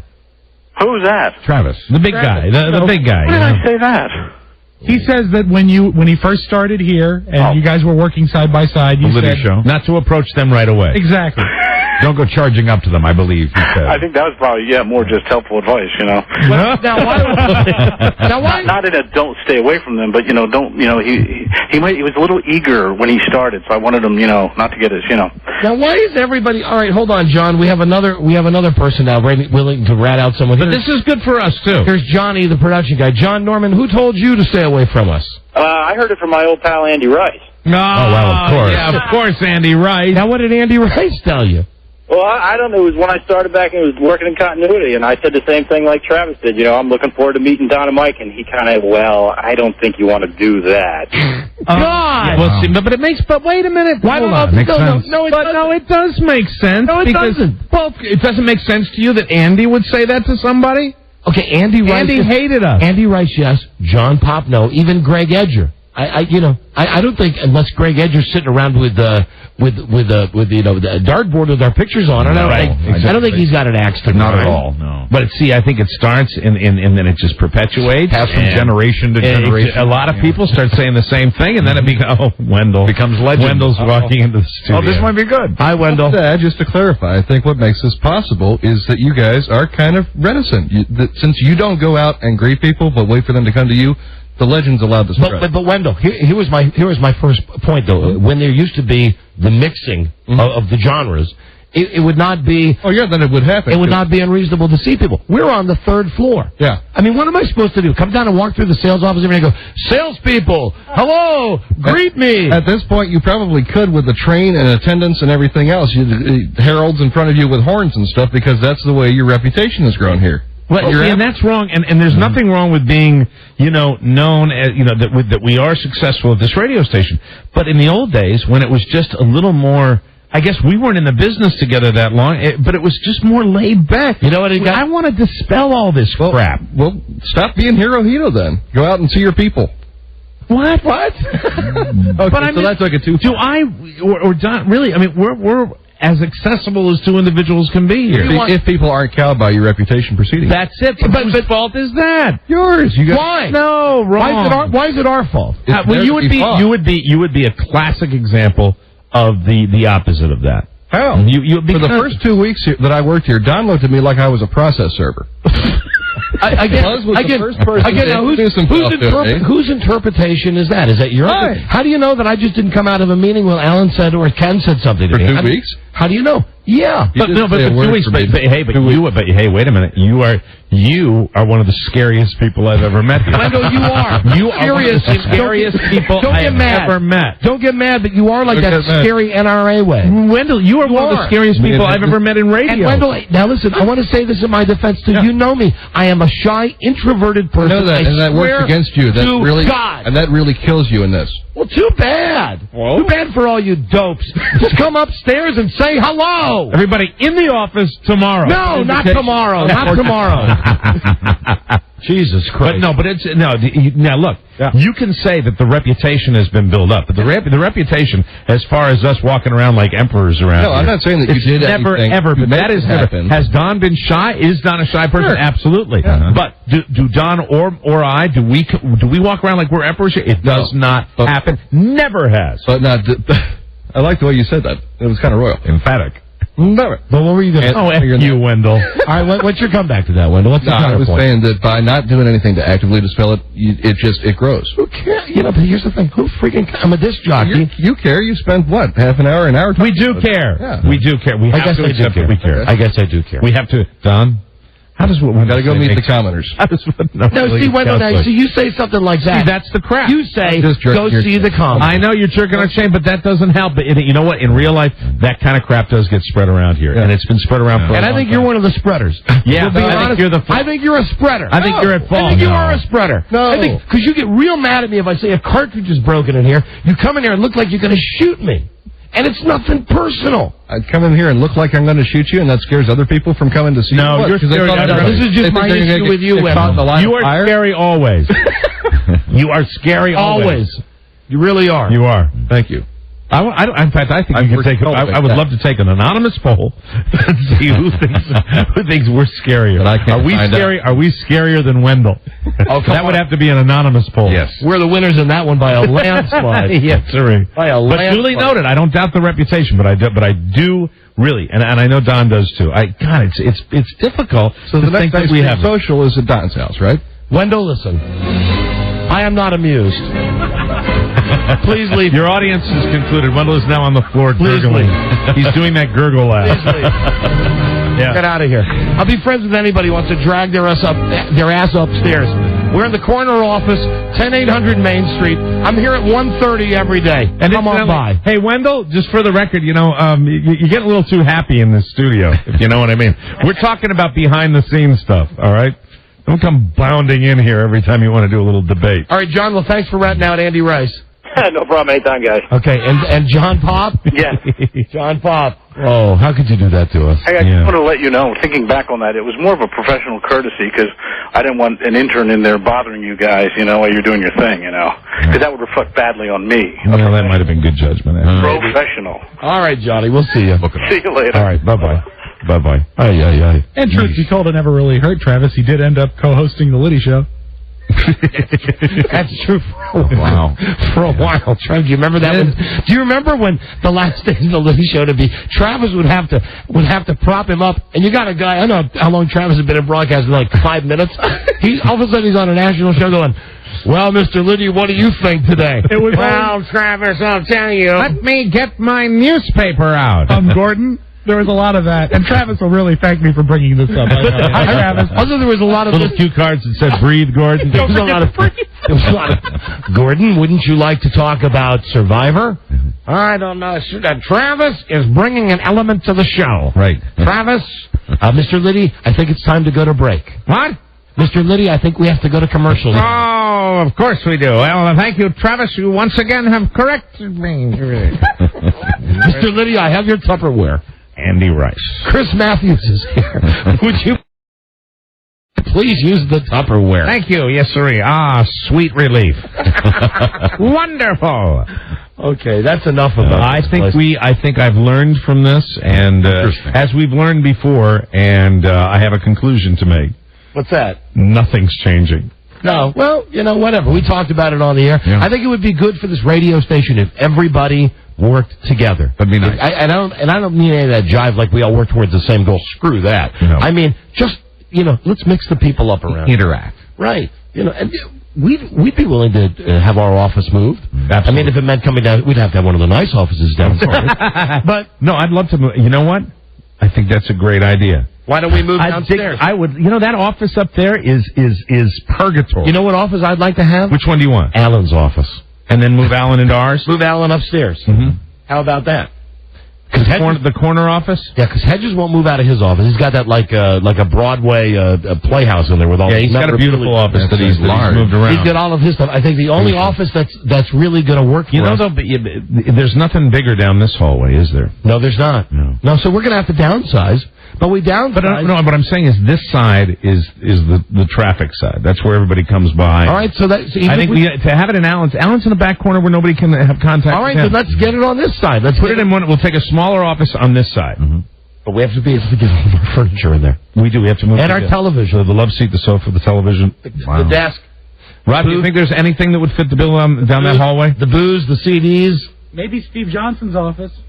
Hey, but Steve Johnson is also in the back corner where nobody has any contact back there. I hate to say what office would fit the bill. Julie Foreman? Yeah, but she'd love our office. Oh, you bet she would. She would. She'd turn it into a harem. She'd love it. It's bigger. It's got a whole big window. What's her number, Buzz? Rob, does she has a fairly spacious office, doesn't she? Yeah. It used to be that phone closet that Goldstein was in. 451. 451. And it's green. Mm-hmm. Oh, we can paint that. I say that like we would do anything. This is Julie. Julie, if not in mine. Have you been listening? You know what? I heard you guys talking about Andy, but then somebody came in my office. Do you want to switch offices with us? We have that nice big office upstairs. We're having this whole talk about we need to be more like everybody has to be mingling around. We have that big, huge office upstairs. I do love big offices, but I need to be downstairs with my peeps. Yeah, see, this is the problem, though, Julie. Your peeps are down here, and our peeps are upstairs. And that's why nobody mingles.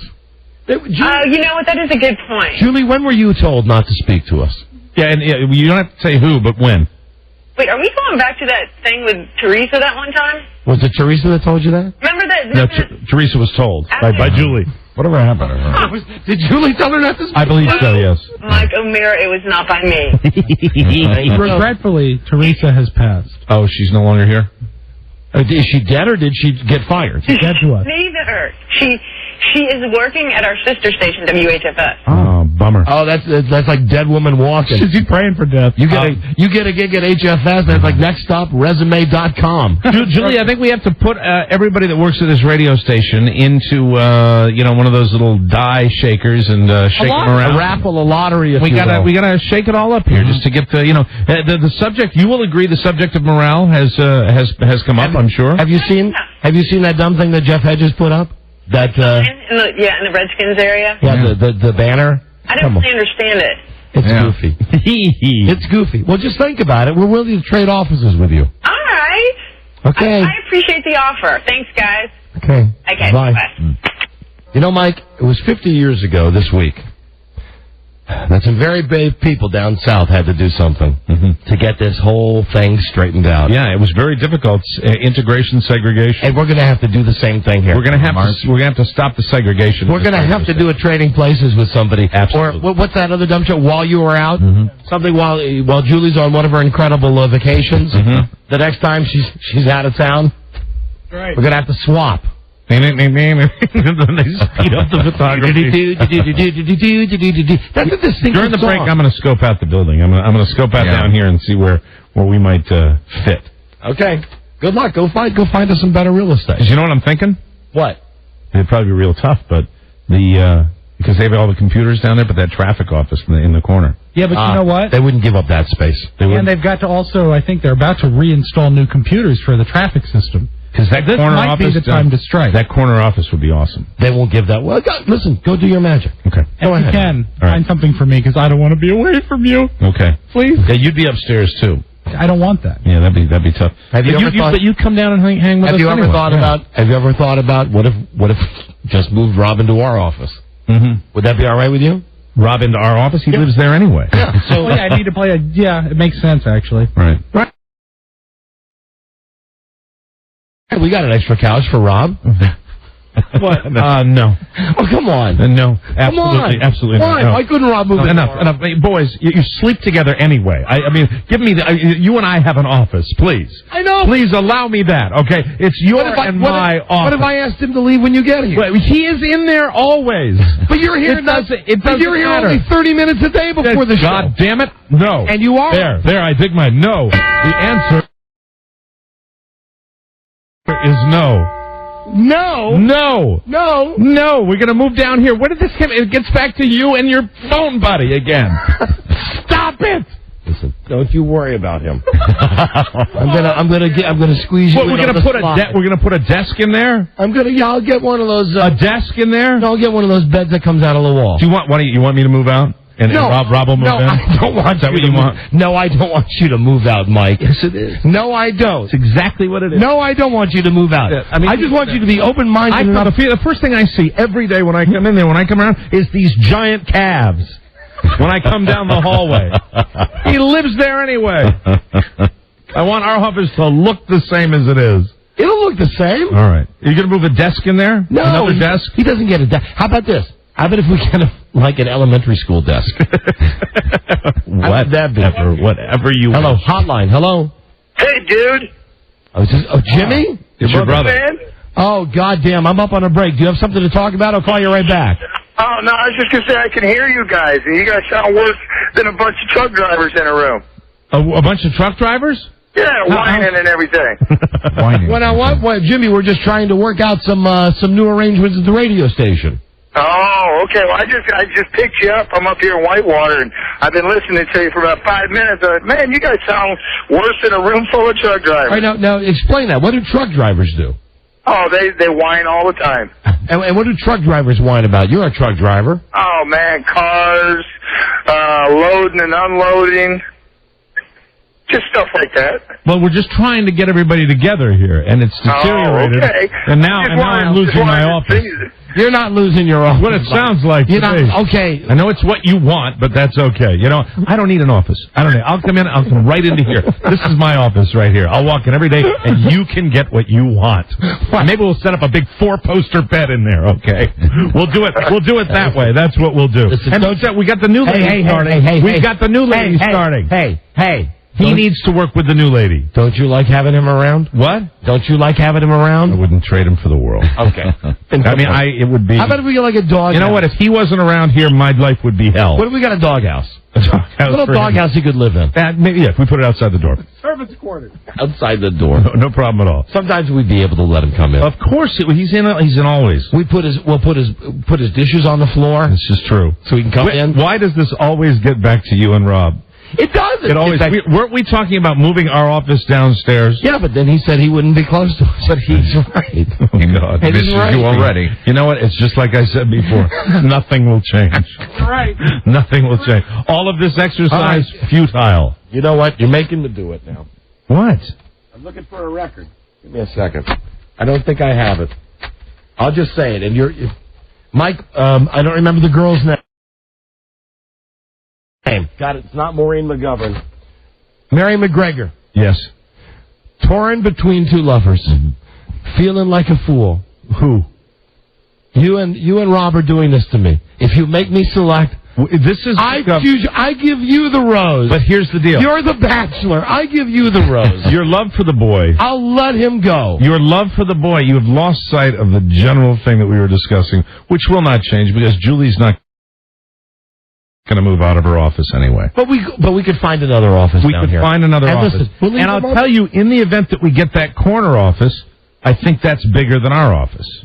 Then work on that. And then bring him in with lock, stock, and barrel. No, he's never moving in with us. Don't do this. I mean what I'm saying. He's never moving in with us. Because I don't want you to be unhappy. I wouldn't be unhappy. This is I hate it when this happens. I hate it. I hate it. I hate it. I hate it. Why? I hate it. What do you hate? I don't know. What do you hate? I just feel you like don't hate anything. You like everything here. Yeah, I do. You do. You like it when the boy's in the office. I do like it when the boy's in the office. Yeah. So let him have his own. You know what I think about it? Let him have his own office up there with Beth Ann. Well, that's necessary. Or we just give him a chair in our office. Well, there's also maybe a footstool. I don't think it would be. And maybe a refrigerator. I don't think it would be a bad idea to have the producer of the show on this level also. Well, that might not be a bad. Then we have to move Rob too. That's of course. So then we just move them all down here. It's 2 offices. Okay. And then we put 2 offices upstairs. And Rob can just come visit our office whenever he feels like it. Like that doesn't happen now? I only said that. Like that doesn't happen now, much more than it ever has. A door between, like an adjoining that doesn't suite. happen every day. Can I tell you something else? Every day with my private time with you that I used to have years ago. Yes. You know who else is in that office every day? Who's that? Look at him right there. Him, yeah. Just briefly. He's got his special time, too. You see. Oh, I think your brother hung up. My brother hung up on him. He's busy. That's the greatest. To make a call, please hang up and try again. All right, well, he says we're whining like truck drivers, so let's stop. Let's stop this. If we can move the office, we'll move the office. Of course. Okay? Yes. And I give you the road. Don't lose sight of the big picture, okay? Right, and I'm for that, the big picture, the mingling of... I know what you'd really like. The mingling of the maggotry. I know, I understand. We should all be together. Yes, what I would like is an island somewhere where it's just Fabio and Rob and I. You bet. And we're constantly doing the experiment. I can't believe it's not butter. We're constantly doing, because that's what I want. Thank you for saying what I was thinking. That's what I want. I want that and black and white TV and Elvis records. Now you're talking. That's right. Just you and, there's only one thing wrong about that. What's that? Fabio. A quick break. That's why I don't call you. That's why you're not in the phone tree. But I'm comfortable not being in the phone tree. I want you to be in the phone tree. I know, I don't want to be in the phone tree. But if you're in the phone tree, you'd mock it. I would. And then it would get ugly. Like last night. No, it's terrific. The way it is, and you're absolutely right. I wouldn't change it for the world. I'm very content. I like it the way it is. Listen, I just pictured a desk where my couch was. No. That's highly disturbing. You have your area. You got your area. I got my area in the office. In my own little non-committal, get here late, not really care about any of you way. Yeah. I am as resistant to change as any of you. Of course. No, We know that. When you put it like that, how can I argue? Thank you so much. How can I argue? I appreciate it. How can I argue? Listen, here's the deal. You'll just come in until he shows up. Okay. Then you leave. No, I don't want that to change. He's been in there, and I actually like him. Because you know what? He comes in, and it's I like, know. he comes in. The only thing he's not doing is juggling when he comes in. It's fantastic. He does that before you get here. Yeah. Okay, yeah. See, they're deprived again. Everything before you get here. So now I realize it's just a matter of my calves. Yeah, it is. You hate them. I love them. You do? Yeah, you could wear long pants once in a while. Some hose, maybe? Absolutely. Okay, now we're whining like truck drivers. We are, Jimmy. So let's stop this. Let's stop this. So you find out about the office and get back to us. I'm going down to that corner with whoever works down there in the break, and I'll find out. Okay, but we won't talk about it on the radio. We'll bring it up the next time that we're ready to make the move. We're ready to swap offices with someone. I'll be walking down that hallway like Emperor Hirohito, Wendell. We will be right back. This is the Don and Mike Show. Tony Perkins has gone coast to coast to California's capital, Sacramento. Hi, Tony. Good morning, Good morning, everybody. We got a crowd of people here. I don't know if they're here for Good Morning America, for Rail Fair 99, or the nationally syndicated Don and Mike radio shows in town today. These folks are excited. The Don and Mike Show. This you should not do. You should not say he's an animal. You should not say he's Jacko. Tough Guys, Don Geronimo and Michael Milner. Yeah. Hey, we played the game of Tony Perkins in Sacramento. Big game tonight on KHCK in Sacramento, our King station. Big, huge, gigantic game tonight. 20. Game 20 tonight? Yeah. Game 48, guys. Oh, really? I've lost track. Missed them. Game 48. Tonight decides the whole thing, right? Tonight, Mike, it is the World Championship. They're taking on Real Madrid. Okay. Tonight. And if they win tonight, then they win the World Cup. I think, unless David Beckham does something tonight. And depending on what Lord Stanley says. Right, because it's his cup. Absolutely. It's his cup. Anyway, go Kings. Big game tonight. I hope by the end of tonight they're all putting on the green jacket. Everybody knows that all this junk with the TV that we've talked about, the American Idol, and all of the networks now are coming out with their fall schedules. Right. ABC did it yesterday. NBC did it earlier. It's a big secret with CBS because that's America's most watched network, as Jim Nantz likes saying. We have now. These are not jokes. We got sent from the networks the actual shows. Now listen to this and tell me why people are turning away from network television in droves. Okay. Let's start with NBC. Okay, of course, you've got Joey. Okay, that's the Friends spinoff. Now, here's a good thing about Joey. One of the sales guys just walked by and covered his face with a notebook as he went by. I couldn't help but notice that. I'm sorry, it still lingers. I don't know because I didn't see him. I saw them from the back. It was Slap Happy Ed Pappy. Was it Slap Happy Ed Pappy? Tell Slap Happy Ed Pappy to knock that off. Slap Happy Ed Pappy can show his Slap Happy face. Come on, hey! By the window. Show your big, gigantic, long Abraham Lincoln face. Show your Lyle Lovett face in here sometime. Slap Happy Ed Pappy. Wow. Oh, my God. It's crazy. We've stirred something up here today. Good. That's good. Mm-hmm. We need that. Oh, and Mike went back and looked in the office that we thought. Yeah, the office we thought was like where the traffic, and traffic incidentally is commercial scheduling for the radio. So not like you're backed up on the Beltway. Right, and that office has been absorbed by Julie Fullman, and that's why she doesn't want to get. She's got probably more space than we have upstairs. So we can find an office down here. We can swap offices with somebody. Yeah, there's one guy that comes in, they say 2 days a week. Louis Schreck. But that's a real small office. Okay. Well, we might really, I think the original plan that you had suggested, either Steve Johnson or... I like Alan's office. Yeah. And also that has some history, because that used to be Ken's office. Right. That used to be Ken Stevens' office. And come on, there would be a little pleasure in that. A little justice. Sure. There would be a little more of the four heads in a bag. And then Ken got a new office. And who's in Ken's new office now? Michael Hughes. Oh. Michael Hughes as that office up. But again, see, the problem with that office is it's upstairs. We want to move downstairs. Yeah. So why don't we move... why does Michael Hughes even have an office here? He's here like one day a week, right? Right. He didn't get Rupert from Survivor to call the show. Big office. We got to get Alan to move upstairs. And then we take Alan's off. And then we take Alan's office. let And then you- Michael Hughes can have our office. Our office, Perfect. yes. That's the solution. There you go. Isn't Alan superstitious about his office? What is he? He's superstitious about his job. Didn't you approach him about it at one point? I don't know. He may have said something like that. Yeah. But you know, like I say, with him, you know, it's like that thing Dan Patrick said one day when he was reading a story on ESPN, and he said, they say so-and-so is day-to-day. Well, aren't we all really day-to-day? We're all day-to-day. Same thing with Alan. Every day he flips the coin to find out if he's going to still get the job or if he's canned. So I think he'd be cool with changing. Joey, on Friends, you know, how you doing? Did you know that they have the girl who is Christopher's girlfriend on The Sopranos?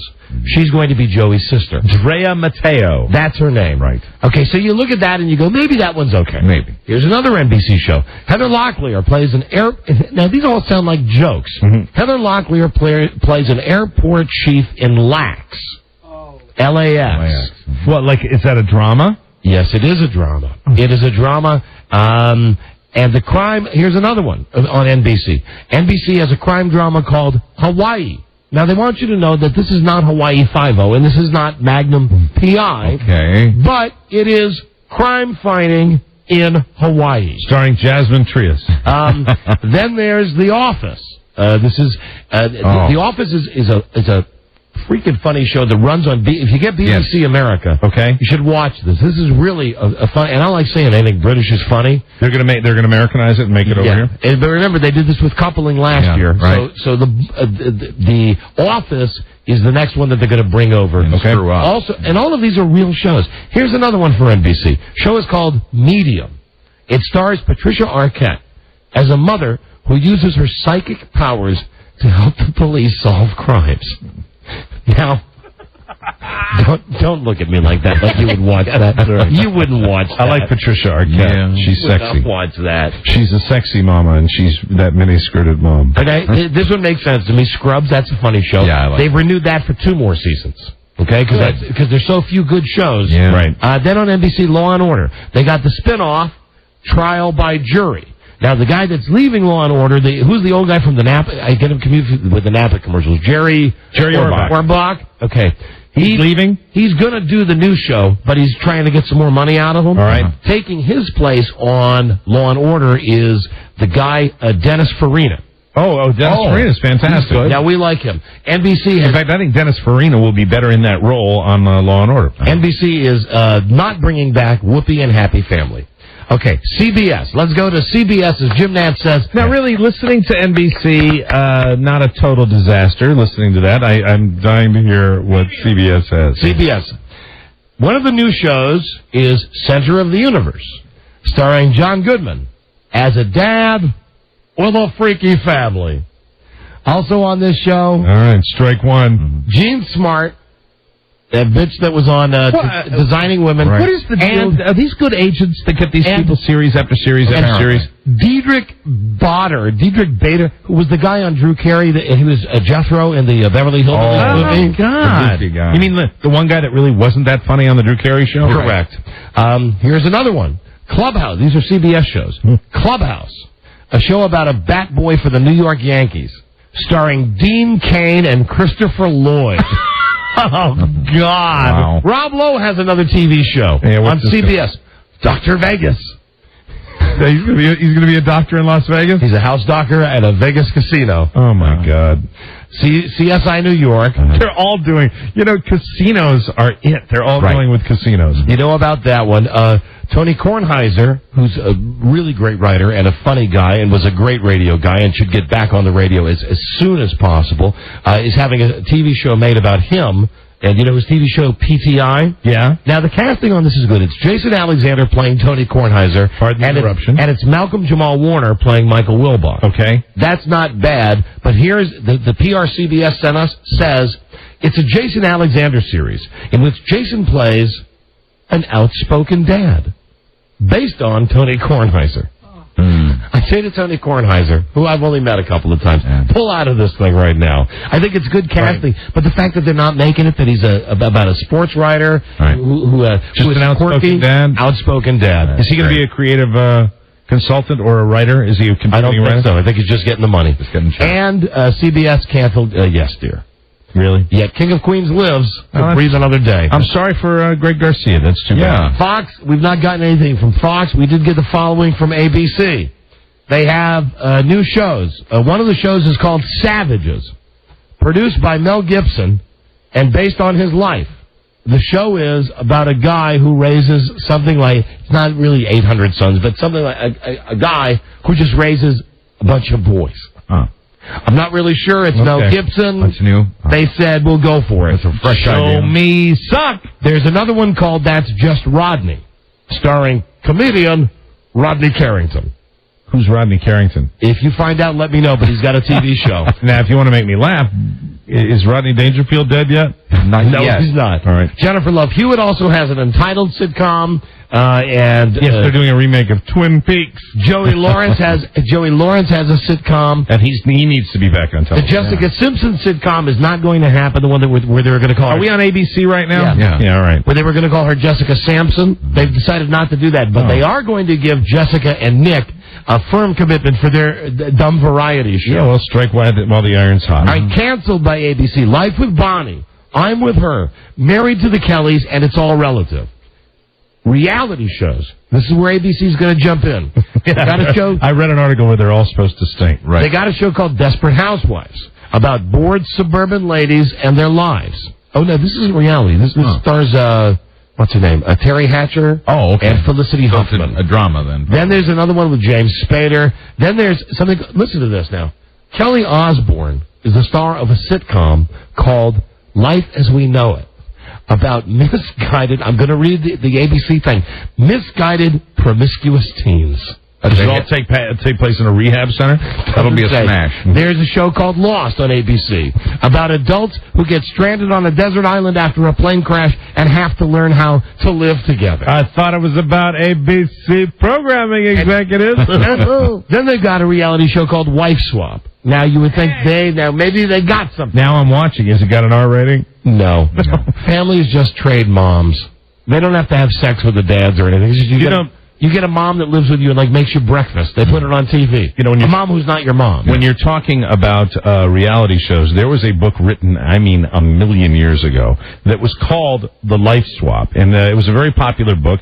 It was written actually by a friend of our family's. And this book was, these two people actually switched lives in totality. I always thought that might make some sort of good reality show. But the commitment is you switch lives, lock, stock, and barrel. And everybody you have to have everybody sign off. The family, the boyfriends, everything. Right. And they did. It was back in the 70s, so they did everything. You read this stuff, and you go, is this, this is the stuff that these networks have sent us. Yeah. Because they wanted to talk about this crap. The WB, Jack and Bobby. Now, would you think Kennedy's? Mm-hmm. Yeah. Okay. Sure. It's about two teenage brothers, one of whom will grow up to be president. But no, it's not about Jack and Bobby Kennedy. Of course not. No, it's not. Does it take place in New England? Yes, it does. Of course it does. In Boston. But not about the Kennedys, does. And listen, of all of them that we got sent, and we got packs from every network except Fox, and Fox sent us a registered letter saying they'll send us their lineup tomorrow, but they want us to know Arrested Development has been renewed. Oh, good. Here's the worst one of all, the worst new TV show. This is going to be on the WB. It's called Commando Nanny. This is a sitcom that stars Gerald McRaney, Major Dad. Boy, these people just don't. But hold on. It's based on the real life of Mark Burnett, the guy who a reality producer, the guy who invented Survivor. Mark Burnett was a special forces commando in the British Army, and after he got out of that, he was a nanny in Beverly Hills. Allegedly, before he became the hottest reality show producer. All right, really? So now they've got Gerald McRaney. Hit. On the WB? Hit. You Really? think so? As far as the WB goes, that will be a successful show. You think so? Yes. You know why? Because that guy, Gerald McRaney, has that 9 Lives thing happening with him. And it's a military-type guy, and it'll be popular. That's what And he it's does. based on Mark Burnett. Of course he is. And I forgot. Father of the Bride, which is a computer-animated show on NBC. Right. It's about Siegfried and Roy and the Animals. Oh, Father of the Pride, referring to the lion. Father of the Pride, yes. Right. Father, did I say Father of the Bride? Yeah, because of that movie that's stuck in your head. Father of the Pride, and Is it a reality show? Did you see him on the Today Show? I did. Is it a reality show? No, it's a computer animation show. Okay. I saw Roy Horn on the Today Show. You know, the big deal is that he can move his right arm out, and I guess he's made incredible progress. Yeah, they said, considering the fact they thought he was almost certainly going to Now, you die. be honest with me. Mm-hmm. You be honest with me. Don't worry about your Catholic upbringing. Right. Did you laugh when you saw him? No. Did you? I did. Yeah. That's my guy. Right. That's the dark part of your soul that I love. Well, you know, you've brought out my dark side. That's funny. I also, I think, and I must tell you, since we're bringing it up and I'm cleaning my soul and I'm confessing, I also laughed when they were signing the American Idol part last night. Did you? Good man. I went back and looked at it. Now, Mike, don't you want to be in the phone tree? I had. See, if you were in the phone tree, I could call you up and say, "Are you watching Roy Horn right now?" We could laugh at him. I could call you up and say, "Do you see the signing on American Idol?" No, strangely as it might seem, I don't want to interfere with that phone tree. You let me. You let me in the phone tree when it's important. You know, when it's something really special. I'll tell you when you do get the call when the boy doesn't. When it's something manly like football. Yes, I know. If it's a big game, you're my go-to. You're my guy. Hey, turn this game on right now. Do you know where I'd like to be in the phone tree? This is for both you guys. Where? Celebrity deaths. We've slacked off on that lately. Hello, Charlie. Got him, Mike, my brother. Hey, what's happening? That Rodney Carrington guy you're asking about? Yes, sir. He's a redneck comedian. He's got a couple of CDs out that are hilariously funny. Is he like a Jeff Foxworthy guy? Yes, exactly. So he's a Jeff Foxworthy wannabe. Yeah, but he's pretty funny. He's not a Jeff Foxworthy, but he's pretty damn funny. Is he so you're saying he's not as funny as Jeff Foxworthy? Well, he's got his points. He's got his funny points. Who's funnier? Yeah. Rodney Carrington or Jeff Foxworthy? Jeff Foxworthy. All right, I'm watching.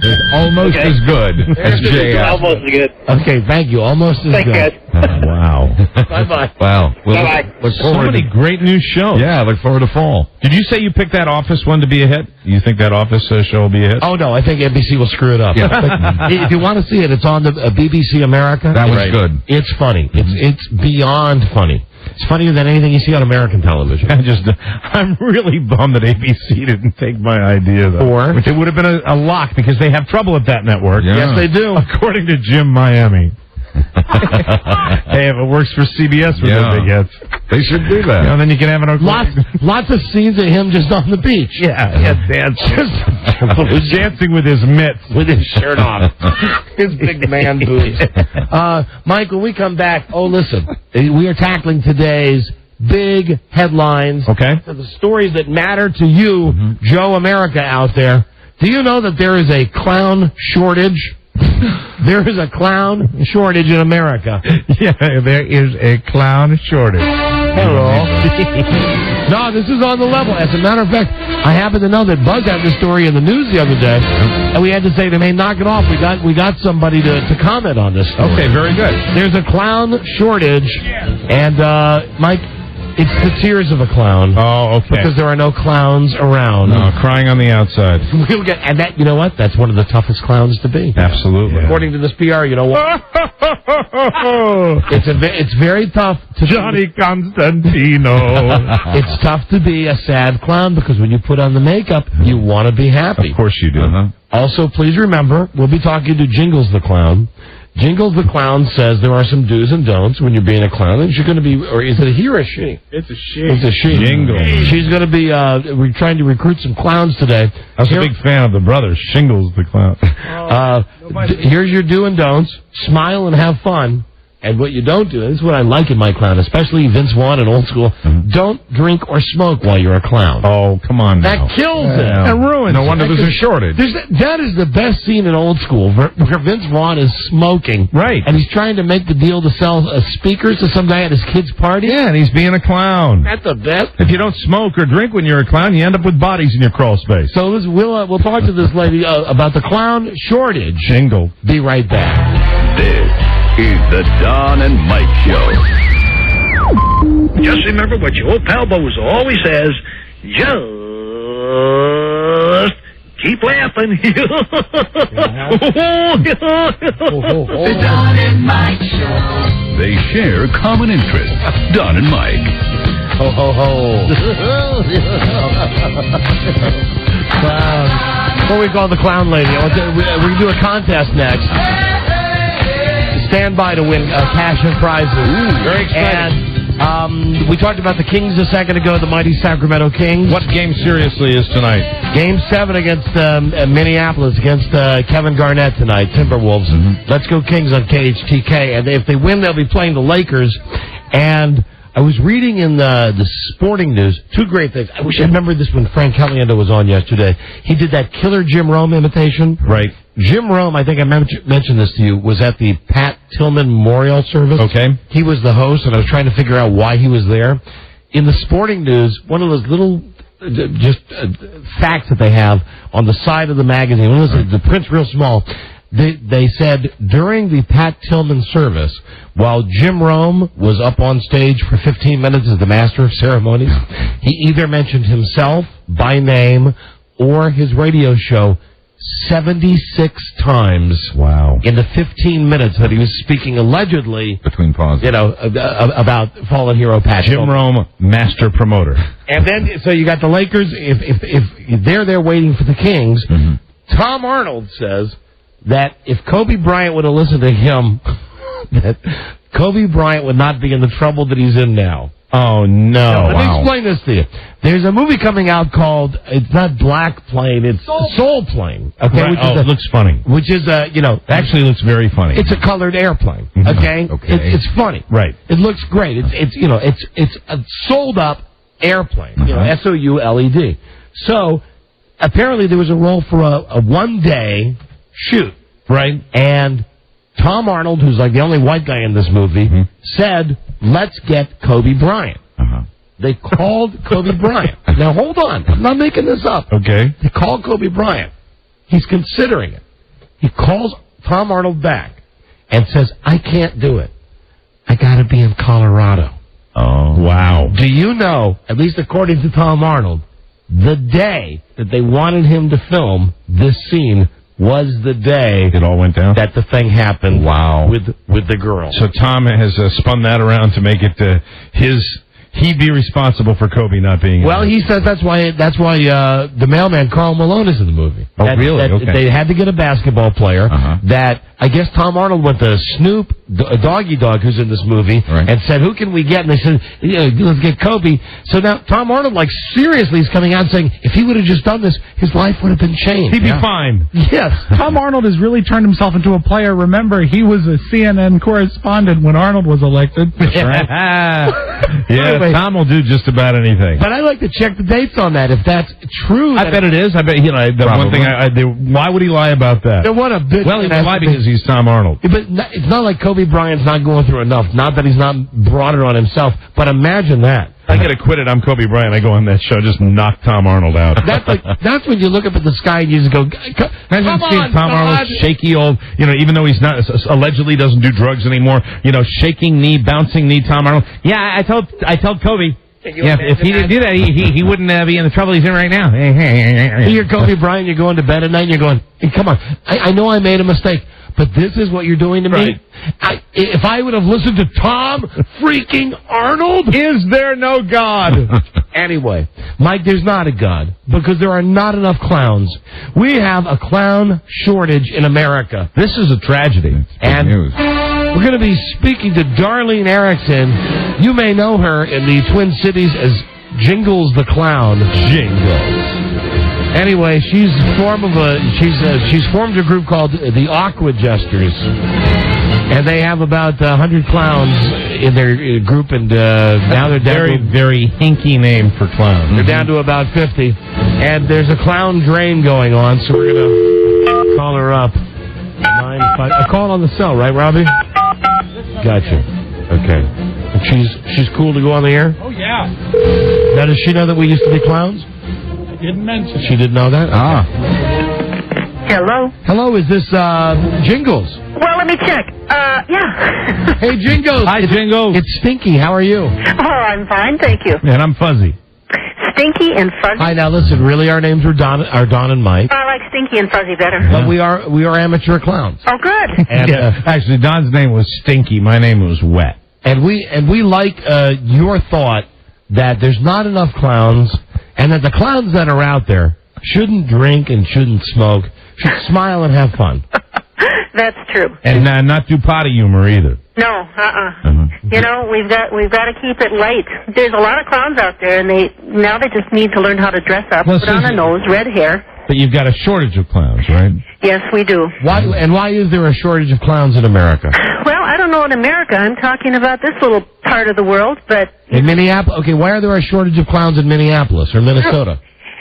We've had a clown club for almost 58 years. Wow. And so we've got some people who have been in the club for a long time. It's a passion. You know, it's something we love to do, but it takes a lot of time, and it's really hard work. Do all your clowns have to adhere to that rule about not drinking and smoking? Well, in makeup. In makeup, but if say a clown, the clown wants to come to your organization, he's got an appearance, and he wants to come out there and do a show, but he maybe wants to knock back, say, a half a bottle of vodka before he shows up. Is that okay if his breath doesn't smell? No, he can't do that. We're around kids. Well, not always. Well, most of the time. What if the stuff that we do is around children? Hey, have you seen Old School? Old School. The movie? No. There's a great scene with Vince Vaughn who plays a clown in that movie. Oh, I know. There's some really interesting portrayals of clowns in movies. I always hear about It. Oh, yes, Stephen King, right? And Bob Goldthwait was a good clown. Do you think that the shortage of clowns might in some way be attributed to the fact that clowns have been associated both in fiction and in reality with mass murder? I would hope not. Yeah. I'll tell you that we had a woman... I would hope not, but I think there probably is some of that. How do you feel about Pennywise? How do I feel about what? Pennywise. I still didn't catch that. Pennywise. You know, the Stephen King clown that used to pull kids into the sewer? Yeah, I've never seen that movie. Oh. Pam, are you aware of this now? We had a woman on the show last week who has John Wayne Gacy's brain in a jar. She's a doctor in Chicago. Do you think that John Wayne Gacy's given clowns a bad name out 30 years later? No, I didn't realize that he was a clown. I work in law enforcement. Ah, no, it's true. So do we. And somebody mentioned that to me the other day. We were talking about this, and they said, "Did you realize?" And I did not realize. Yeah, John Wayne Gacy regretfully dealt the profession a nasty blow. Yeah. Well, it is scary, and it's unfortunate. Because and how do you feel about Krusty the Clown on The Simpsons? Krusty the Clown. Krusty the Clown drinks, he smokes, he burps, he has Well, he wouldn't be a member of my club. The Aqua Jesters, and that's kind of a hinky name. Please do explain that. Yeah, well, in Minneapolis, we have a festival called the Aquatennial. Oh, the Aquatennial. It's the land of lakes. We got a lot of water running around. 10,000 lakes. Is that anything like the Chili-tacular? The Chili-tacular sounds like, the same vein. That's something we do on the 4th. Right? We do that on the 4th of July. We have the big Chili-tacular, the big chili off. Yeah, we have a friend of ours. It's not in professional show business, but he comes to the Chili-tacular every year and celebrates the big event. He's one of the best clowns I've ever seen. His name is Beans. And if you remember, for a while, Rob was a clown on this. Remember, he was Clanzo the Clown? Clanzo the Clown. And Buzz, when you were a clown... I've been a clown. Who were you? Do you remember your name? Buzzo, I think. Buzzo the Clown. Yeah. Buzzito. How much can a clown make these days? Can you make enough to make your car payment, make your rent payment? It's a tough way to make a living. I don't do it for money, but those who do, I think they can probably charge $100 an hour. Now, ma'am, may I ask you about something that perhaps you'll find a little controversial? We've watched videos on the show before. Clown pornography, where it's clown on clown sex. It exists. Apparently, it exists. Not only does it exist, but it is also very, very popular. Really? Yeah. Please be commenting. That's never crossed my mind. Please be commenting on that. Yeah. On clown sex. Heard of it. You've never? Do you think you might clown a little better if you loosened up? I mean, and you sound... the rules. You sound delightful, but I mean, let's say that you had a Cosmopolitan before you went out. I mean, not sloppy drunk, but just a drink to loosen you up a little bit. I don't think so. Do you drink? Oh, yeah, I do. Oh, good. But not around clowning. I'm a Scotch drinker. Oh, good. Wow. See, now we're making progress. Yeah, we're making progress, but no, I wouldn't drink in makeup. It's just because... Again, we're for we're entertainers for children, not adults. Listen, you're a woman first. You're a clown second. Yes. Do you try to hide your femininity when you're the clown? Yeah, it's an interesting question. and a valid point. Yeah, no, clowns can kind of almost be non-sexual because... Au contraire, mon frère. I guess it depends on your point of view. Is it you true? know, you can be a girl clown and be real cute and wear the frills and all that stuff. Right. Is it true that you can that clown car payments are less because you can fit 15 of them in a car? Yes, we share that cost. You don't share that cost. And you don't. It says here you don't do potty humor. Yeah. So you blue wouldn't. Humor, they call it. You don't do blue humor. Blue. You work non blue? Non blue. No blue. Well, you know, we with the FCC crackdown, we've recently had to work non blue. Mm-hmm. Yeah, I'm sure you have. I bet you guys have a hard time doing that. No, you know why? I'll tell you why. We're scary talented, and that's what you clowns should do too. Mm-hmm. You should go back to your scary talent. Absolutely. There's no need that you have to. What did you write down here? You don't have to ride down the street on a toilet and drop your pants. Right. Although that'd be a great idea for a clown. Well, yeah. I mean, obviously, you if you had like the polka dot underwear. Right. Yeah, well, yes, you have to have some, and I'm sure we've had clowns in the past who have done that. It's fun. Darlene, when you've been Jingles, have you ever worked any bachelor parties? No, I have not. Okay. Who's a bad clown, Darlene? In your opinion? Who's a bad clown? Who's a bad clown, Jingles? Oh, you mean personally any bad clowns? Well, like, for example, where are you on Ronald McDonald? Oh, I think he does very good stuff. Too commercial? Well, no, but he spends a lot of time. We run into him at Ronald McDonald House. I mean, he does a lot of good All right, what about a guy that doesn't wear the uniform but does your shtick? What about Carrot Top? Oh, I think Carrot Top's wonderful. You don't He's think the ultimate clown. You don't think and you don't think that he's cutting into your market? No. I would love to see Carrot Top. I probably could learn a few. You know, he has great props. We had a listener that called. We have no idea whether to believe whether this is true or not. That saw Carrot Top on a plane holding hands with another guy. Mike, that was a legend. I know, it's a legend. How do you feel about how Jingles feels about that? How do you feel about homosexuality among clowns? Well, I think that's like about people. I mean, you can or you can't. So you would admit gay clowns into the Aqua Jesters? Of course. Oh, that's good. What if in their act they preached homosexuality? That's not a part of clowning. Well, no. I wouldn't preach religion as a part of clowning. Don't we learn when we laugh? Oh, yeah. And we've seen, I believe, many clowns at gay pride parades. Yeah, well, yeah, that's true. They're called transvestites. Listen, I hear that Clarabelle was a communist back in the day. Yeah, on a list. Blacklisted. You remember Clarabelle the clown? You know, I am old enough that I do remember Clarabelle. Right. Howdy Doody, Clarabelle. Right. And think about that name. Howdy Doody. Would you accept a communist clown into your organization, the Aqua Jesters? Howdy Doody? Did you hear the story about Larry Harmon? No. The original Bozo? Bozo, yeah. Larry Harmon from Dallas? No, from Bozo the Clown. He's Bozo the original. Oh, I met him. Yeah, so did we. He came to Minneapolis on our 50th reunion. There you go. Did he show you the videos? No, He's got some crazy videos. Uh-huh. Larry Harmon does? Don't you remember seeing those videos? Oh, that's right. I mean, all we really saw was down there. Yeah, shoes. Yeah. But there shoes and more buzz. Right. There's a crazy side to Larry Harmon. The late Larry Harmon. I would hope so. Do you have a clown role model, Jingles? Do I have a clown role model? Mm-hmm. Yeah. Mm-hmm. Yeah, he was one of our clowns, and he's actually passed away. His name was Rags. He was a great clown.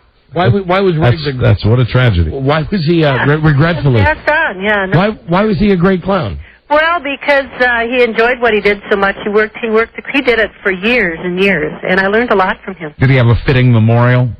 Did he have a clown? Did he have a clown casket? No, I don't think so. Okay. You know, we have been to some funerals of people who have been clowns. And were they, when you go to a funeral of a clown or you go to a wake, do they get buried in their clown suit? No. Oftentimes they'll have pictures of them. I would think that would be a little scary. If you're at a clown funeral, is it out of line to have the boutonniere that squirts water? Is it out of line to have the can of peanut brittle? You open it up and it's got all the snakes that come out. Valid question. Wouldn't Rags have wanted it that way? No, I don't think so. You don't think so? I don't think so. May I ask you, ma'am, the celebrity when you're not wearing your clown suit, the celebrity Jingles that you think you most resemble? The celebrity that I most resemble? Yeah. Let's see. Think about that for a second. Glenn Close. Yeah, plain clothes. Did you say plain clothes or Glenn Close? Glenn Close. Plain clothes, not plain clothes. That's our newsman, Buzz. He's a little hard of hearing. She's a cop also. No, I'm not a cop. I work with. In law enforcement. She So you works worked with law enforcement. Works with law enforcement. Right. What do you do? What do you do with law enforcement? Did you have trouble hearing that part too? No, I did not. I manage associations, and several of them are law enforcement, so I coordinate training for cops. Do you work with any nursing homes? No, I don't. I mean, I've been in I've been in more nursing homes than I can. Yeah. Could you so maybe please to walk us through your makeup? What do you put on when you're a clown? Well, I'm an Auguste clown. What is that? What's that? Hey, hold on. With a lot of color on the face. You know what a white face looks like. You know what a... Do I? I'm surrounded by them. Yeah. So I'm at Auguste. So I have, you start out with the white around the mouth and the eyes, and then you do the red wherever you want the red, and you put flesh color around anything that's not covered. Uh-huh. And, is that kind of like Al Jolson? Well, if I were black... Oh, okay. All right. Probably. Do you have any black clowns? You know, we don't. We had one. Shame on you. Hey, we try. Minnesota. Shame on this is you. Minnesota. All we have is white people. No, we don't. I mean, it's a very mixed culture, and I'm hoping we get some. Shame on you. Where do you stand on huge shoes? I have several. Okay. What about Hispanic clowns? We do have a couple of Hispanic clowns. One from Ecuador. Oh, that's good. But I mean, it seems we run into obviously a lot of. But no blacks. What about sounds to me like you've got a lot of work to do. What about Haitian clowns? None of them come across. No. Any Arab clowns? Nope, I haven't seen those either. Iraqi clowns? Not in my circle. But How many women in your organization?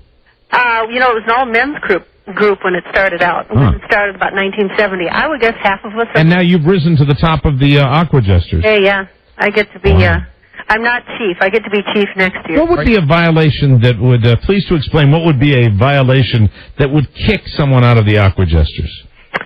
Being really inappropriate in makeup with, we ask that people we have a button and a badge and things that say we're an Aquajester. So if we're in makeup with identifiable as an Aquajester. What if one of your employees was wearing, let's say, his clown pants and maybe his clown suspenders, not his makeup, not his hair, not his shirt, halfway dressed as a clown. Let's say he's on his way to a gig somewhere and he knocks off a telephone pole.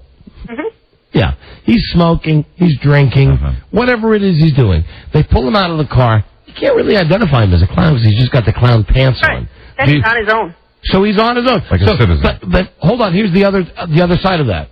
What if he's in the car and he's dressed totally normally, as any civilian would be, but he has the clown makeup on? And again, he's getting high, he's drinking, he's running over people, he's causing wrecks. He'd get kicked out. Then he would get kicked out. So not for the pants, but yes, for the face. Well, he'd be more identifiable. And first of all, we ask the people if they're in makeup, they stay in makeup until they get home. All right, and as far as the Aquajesters are concerned, what about, the little people? We have had a little person as a member So you've a had couple of times, and she moved to Iowa. So So you've had a midget, you have Hispanics, yet you have no blacks. we have had, but we don't currently. No. Yeah. What if there was a clown in a three-piece suit? Let's say it was a clown, off-duty clown, ODC, three-piece suit. All he's got on is his red nose. He gets pulled over for DUI. Do you kick him out? Well, no, because he's really not a clown. But he's got the red nose on. Well, yeah, but that's okay. Not enough. I mean, he's not. What if he identifies himself as the looking a little clown? silly, huh? What if he identifies himself like as Vodka the Clown? Please to explain your main clown gag. Yeah. Last thing we'll ask you. Okay, I don't have a main one. We go through several. Last year I was Crash the Test Dummy. Crash the Test I dressed Dummy. kind of I had a scooter and I had a helmet on. So I was Crash. Sounds Test great. Dummy. That was it? And I ran around on my scooter, came close to killing myself and probably a few other people. Kids love that. Where are you on when you go to a kid's party on handing out firecrackers? We draw the line there. Okay. You draw the line there. Draw the line. We don't want to, send children. Well, listen, if you want to be Sounds a like clown, a lot of fun to me. let me give out the website here. It's Aquajesters, one word, aquajesters.org. And it's a national show. I don't know if we're still heard in Minneapolis, but I don't think you are. who knows? Maybe the word will get through the colored grapevine, and you'll end up getting a black clown. I would love it. Maybe you'll get some more Hispanic clowns. Great. Maybe, listen, do you have any Asian clowns? No, we don't. Native Americans? Nope. Okay, gotta work on that. And since it's the Aqua Jesters, do the clowns swim? No, we don't. No, they do not. I swim, but... But listen, you're serious about this, right? Oh, yes. The whole Aqua Jesters thing? Yeah. All right, Jingles. All right, I guess so we won't see you making any anatomically correct balloon animals anytime soon. No, I'm not that good. Okay. You will not. Okay, You guys have a great time. Thank you. We will. It's been a pleasure speaking with you, Jingles. Thanks, Jingles. You're very welcome. Thank you. Bye-bye. Bye-bye. She hung in there, didn't she? Yeah. Good. She didn't like it, though. You know what that is? That's a good hang-up, too, when you get the... Yeah. You guys, at the very... Her tell at the end was... You guys have a good time. Okay. We're running out of time now. And we're only going to have a chance to do this once or twice. We got the bullhorn. Yeah, we're going to do something today. And I'm going to use my wife as an example. Here's what we're going to do in this next break. So call right now at 877-365-3636. We're going to call a couple of people. We'll give both Mike and myself a chance to do this. Okay?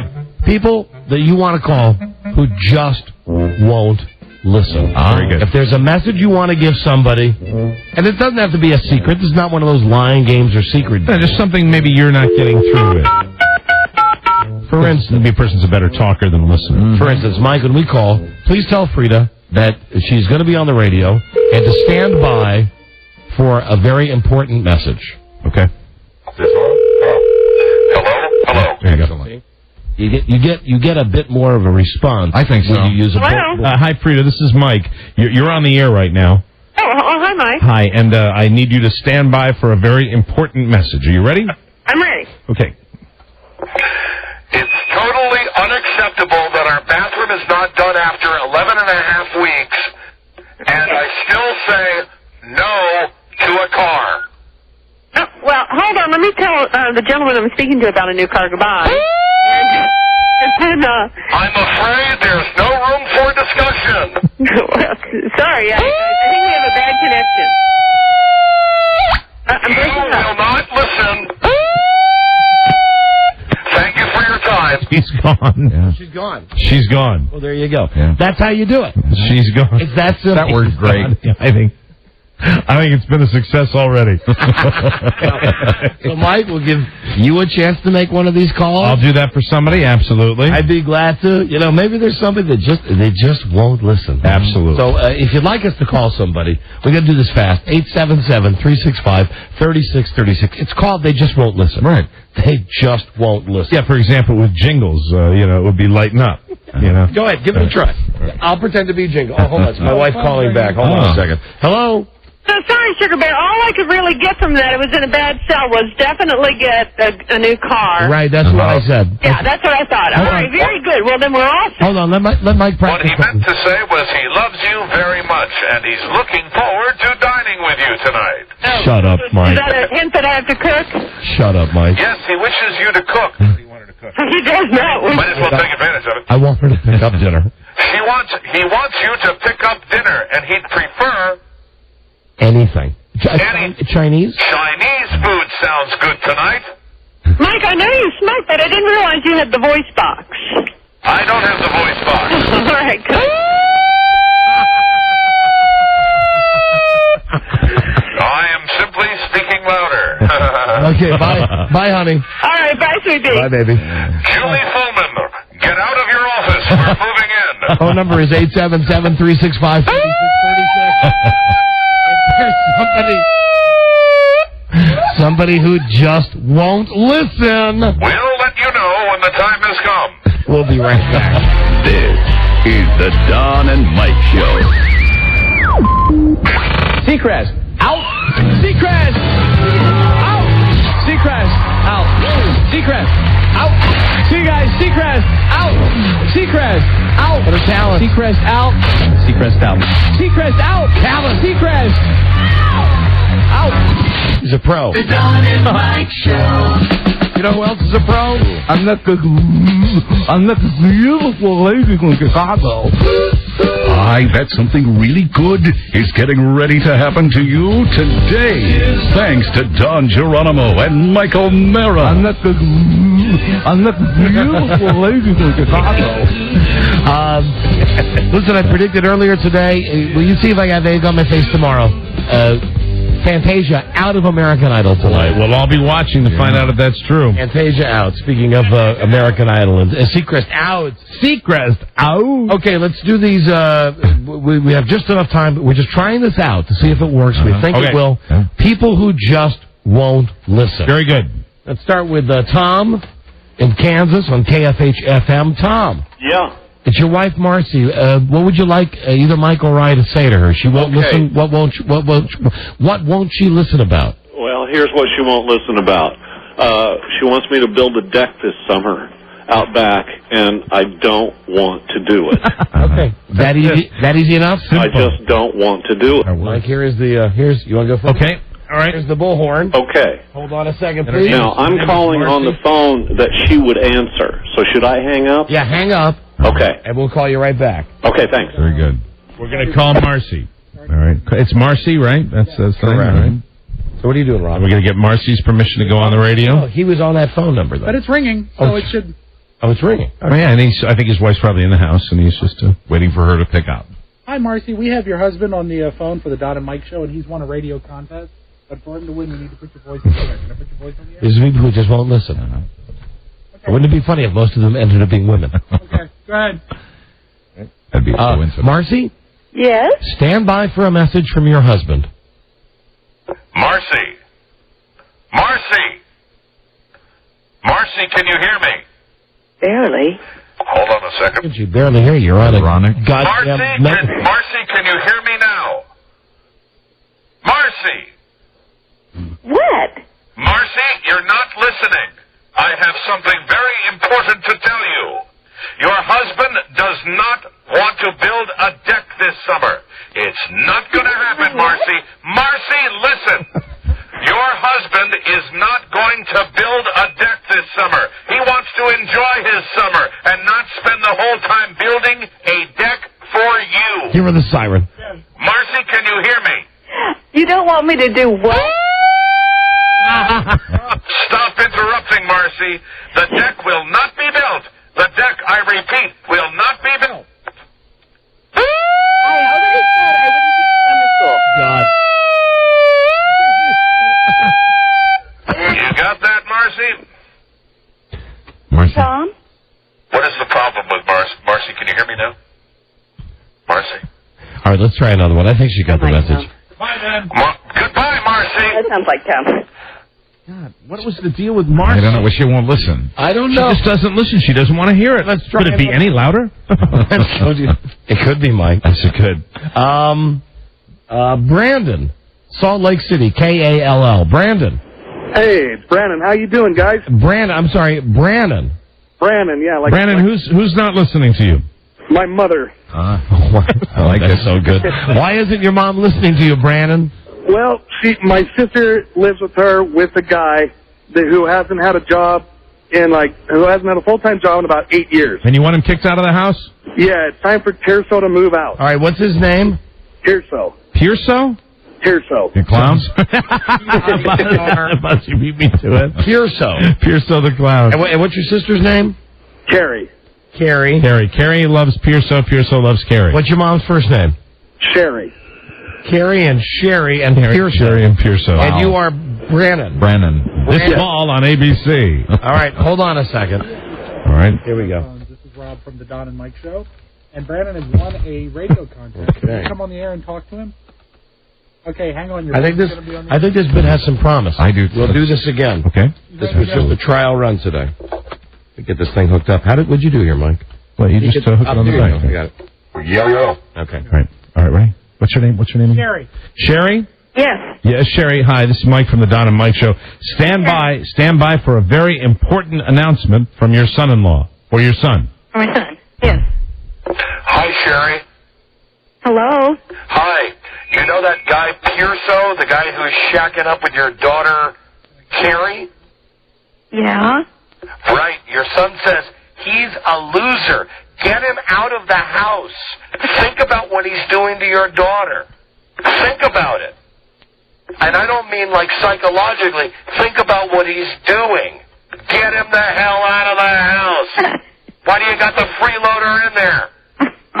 What are you running, a shelter? I am. And what about your daughter? What are we supposed to have a job. And he doesn't have a job. Listen, Mom.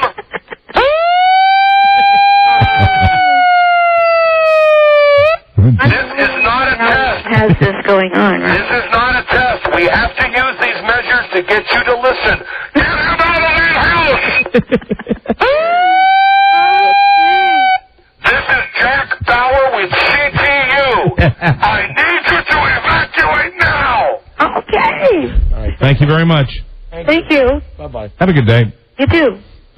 I think you made an impression on her. She heard it loud and clear. Yeah. I think we proved that works. I think that's wonderful. We'll bring that one back. Absolutely. We'll bring that one back when we have more time, like to call people with more in-depth problems. You know, nothing makes me feel better than when we can do some good. That's terrific. Been a long time. You done with this? Go ahead, knock yourself out. No, you love it. Go ahead. I'm not going to do it. No, go ahead. You love it. Go ahead, Rob. He does love it. Yeah. Isn't there anything you want to say to Carrie? A message? Have a nice trip. I will take care of the children. The children will be fine. Take care of your mother. Rob is, yes, ladies and gentlemen, in case you were wondering, it's another weekend with the Spiewaks together. Rob is having to watch the kids while his wife escapes to her mother's house. Well. So it's going to be Rob and the kids all by himself this week. That's right. That's right. Where did he go? Oh, here he is. I'm back. Just me, the children, and a big bottle of NyQuil. Sleep tight, son. Rob wins the scratch off. I like that. That's a good game. I love that. And, we got a state-of-the-art bullhorn. We don't have a lot of good equipment in here, but that's a great bullhorn. Yeah. Bullhorn works. Yeah. So we'll bring that back. We'll do that again. That's one. That's one that works. Where's the ding? Yeah, give me a chime. Right on. I like that. That's a good one. Boy, we had a lot of stuff we didn't get to today. We talk about Roy Horn's dead arm? Yes. I guess we did. I told you about Kobe Bryant, right? Right. Did I mention that David Letterman? In a world where owning a radio was strictly forbidden, one man found a way to bring good news to his people. Buzz. Me. He made it up. Oh, here it is. Remember yesterday we spoke a couple of minutes off the cuff about Tony Randall? That's right. Who had been on our show maybe 10 times. Right. He was on the Letterman show 104 times. Was he really? Well, before there was Regis. Did you see the one where you were just standing on top of a building? Yeah. Remember that one? Yeah. Where he didn't have any dialogue? It was just Tony Randall standing on top of a building. So here's a guy that Letterman used like a piece of toilet paper. Right. For all those years he was on NBC. Now Regis is the toilet paper. Here's the statement that David Letterman had. Released the following statement. Quote, I was lucky enough to know Tony as an actor and a friend. Whenever we needed a big laugh, we would bring in Tony. He made us better for having worked with him. We'll miss him very much. Oh, you know, I had the opposite reaction. Really? You wanted more. That's like corporate. From Letterman, I would expect something from the heart. I would expect him to say the truth. Hey, whenever we couldn't get anybody, Tony Randall came through every time. And was that a press release? He didn't say anything on his show? No, he did not. Huh. See, he saves that only when they cut into his chest. That was a statement that was released yesterday. That's when he gets teary. And from another source, I heard a lot of times Tony Randall was only given like an hour's notice. Oh, really? I believe that. An hour before taping. Yeah. Say, come on over. Yeah, that's too bad. And now he's got Regis to be his bitch. You know, it's like 5 until showtime. Call Regis, he'll come down. Call Regis, he'll eat anything. Yeah, but I bet Regis gets 2 paragraphs when he's on the other side of the dirt. Buzz, all this other stuff, we'll get to it tomorrow, because Buzz has real news now. Buzz, what is your lead story today on News and Comments? Abusive soldiers have found another enemy in Iraq. Reporters. Oh, really? Oh, really? Really? Does this mean our reporters are in danger? Well, not anymore. Oh, okay. All right. Well, that's good to hear. All right. Stay tuned. And wasn't that one dude guilty today? Yes, one guy broke down in tears and admitted his guilt he at one of the courts-martials. And ratted out the other guys, which is why he got a deal or something. I hate that.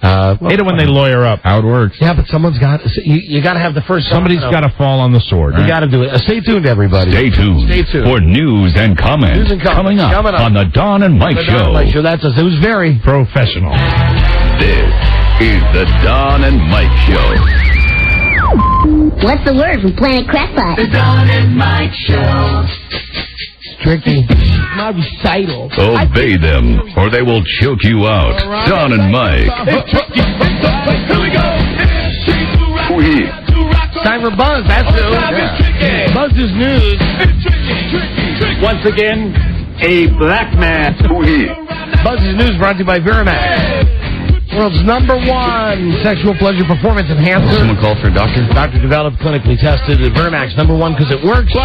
Nationwide, 1-888-TRY VMAX. We already told you it's Buzz. Now here's Buzz. Hi, Buzz. Hi, Don and Mike. Iraqi prisoners are not the only ones to have been abused by American troops, according to reporters for NBC and the Reuters news service. 3 reporters for Reuters say they were beaten and subjected to sexual and religious taunting and humiliation when they were detained at a military camp near Fallujah in January. The Reuters reporters say they told their bosses about it, but withheld public comment until now, after the other abuse reports came out. They were abused by our guys? American troops, yes. So reporters are cruising along. Reuters, it's a British news service. Now, NBC obviously is American. All of these reporters are either Iraqi or Arab by nationality. Okay. But employed by Reuters and NBC News. But they're Iraqis. Some of them. And so they mistook them for, was there any mistaken identity? Or I guess it really doesn't matter. I'm sure these guys tried to identify themselves as reporters, but apparently it didn't do any good. Wow. And you know, today, this is off topic, but give me just 1 second. I'm watching the 9/11 hearings, which are going on in New York, and if you got the CNN... Is that sad or what? Yeah, and Giuliani's up there. Right. And, like him, don't like him, a dynamic leader, and no one... Not that I didn't mean to press that button. He's good, but you not that good. You got a dramatic effect there when you said that. High praise. But the guy did the job on 9/11. He was there. And I saw him testify today, and he's a pretty dynamic speaker to listen to and what he went through. And my point in this is at the end of this, when Giuliani's summing up what happened, again, there's a crazy protester.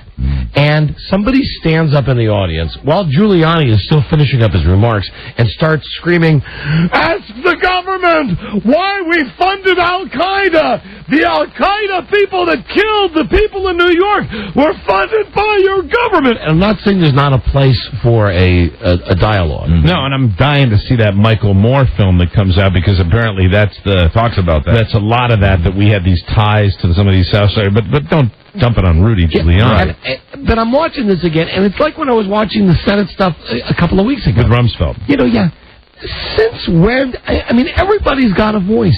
But now, since when can you stand up in the middle of a hearing about something, just carry on like a lunatic, and incidentally, while this is happening, all of the people that are up on the dais, they're all looking at him, and they're talking to each other, and they're shaking their heads and laughing. The guy's screaming like an idiot. Giuliani just finally gets up and walks away.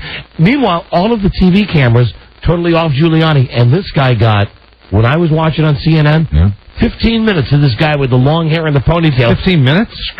Wow. Ask anybody that watched that. With the Rumsfeld guy, I remember they got to him after about a minute. No, this guy... 30 seconds even. I exaggerate. It's not 15. It's at least 5 minutes, though. That's just nuts. I mean, it scares me that these guys get in there, these lunatics. Yeah. Obviously, they have metal detectors, and they're screening them, but it just worries me. Maybe there's somebody listening that saw it today that can describe it better than me. And nothing wrong with a good old-fashioned protest, but just, I know what you're concerned about, the fact that this is happening in these, secured areas. And then while this guy is continuing this, rather than escorting him outside to say, "Listen, dude, whatever they want to say, let's have the protest outside, or let's go to jail." The reporters all suddenly leave Rudy Giuliani and circle this guy, and you see the cameras going off and the video, and the guy is screaming. The guy had so much time as he was leaving the room where this was being held. He said, "I want to say it 3 more times before I leave." I'm like, nobody's stopping the guy. Yeah. And all of a sudden, the show's not about what happened on 9/11. Right. Although the guy, I guess, has his point. It's just, it's weird. I don't ever remember this happening in America. I don't either. Where you would have a hearing, a discussion about something that's crucial to this nation, and some dope can just stand up and interrupt everything. I mean, I'm all for free speech and protesting, but it's kind of scary that some of these guys that might be considered a little unstable are in those private rooms. I don't get it. That's my point. And then here's the real problem with this: that we get Giuliani gets done talking, and instead of analyzing what he said, and you could have made a strong case that they were throwing Giuliani softballs because what are you going to say to him? The guy did the world's greatest joke. Hey, bottom line, he was there. You know, was he a half hour after the first plane? But rather than have a debate about what Giuliani did and where he went and how he allocated people, all they're talking about is the guy that got up and screamed at the end. Right. Well, now let's look at a videotape of this young man when he stands up. Right. What do you think Giuliani was thinking at this point? Look at the camera still. I mean, they're doing instant replays on this guy. Very weird. It was nuts. Surreal. The NBC reporter, by the way, says he was also beaten and mistreated, and some of what all of these prisoner reporters were forced to do cannot be repeated here. Wow. They're not blaming swamp gas or weather balloons, but scientists are blaming the weather for the squadron of UFOs spotted last week by the Mexican Air Force. Oh, those funny lights? Yeah, the 11 lights. Nuclear scientist Julio Herrera says it was... Yeah, we'll believe him. Nuclear scientist Alex Jimenez says... He says it was probably just ball lightning, which occurs near the ground usually during thunderstorms. But UFO buffs say the spots of light behaved intelligently and surrounded the plane. But the scientist says the lightning's electrical charges could have been attracted to the plane as a conductor. It sounds hinky to me. I believe it's UFOs. I remember. It's the Mexican Air Force. Let's just remember that, everybody. You've seen the video. Video plays on American VCRs. Well, you know, VCRs made in Japan. For Americans. There you go, Buzz. I love it about you. From the success it had with the Hitler miniseries, CBS thought it had a sure thing with its remake of the Charles Manson movie Helter Skelter. But CBS was wrong. Sunday's 3-hour installment did attract 9 million people, but the show ranked 39th for the week. And that's weaker than CBS expected because that represents only 6% of America's TV homes. Oh, man, poor Charlie Manson, just not popular anymore. No, we've lost interest. The original that aired in 1976 attracted 40% of the audience. And 2 million people from Sunday's Part 1 did not return for Part 2. You know what, Buzz? Seriously, I think when reality is more sadistic and horrible, maybe that's it. And I think recently we were all just getting over that, that Nicholas Berg thing. Yeah, I really do. I mean, I think people maybe had a little too much of it and probably didn't want any more of it. Well, here's proof of it. That Dick Van Dyke Show, which was like the worst, and I loved Dick Van Dyke and the Dick Van Dyke Show. Right. I'm telling you, it was garbage. It was maybe the highest rated special CBS has had this year. I think people want fluff. I mean, when everybody was dealing with all that, with the reality, we do want to escape. You know, it's when everything's sweetness and light, then give us a little death and destruction. We're even picky about our fluff because, you know, it did worse than both Manson and Dick Van Dyke. What? The Carol Burnett special that was on. Really? Yeah, nobody watched that. That did worse than... And isn't it funny to talk about him like he's a... Hold on, so... Dick Van Dyke and Charles Manson have better ratings than Carol Burnett. We're talking about him like he's some dude with a TV show. Thank God he's still locked up. Yeah.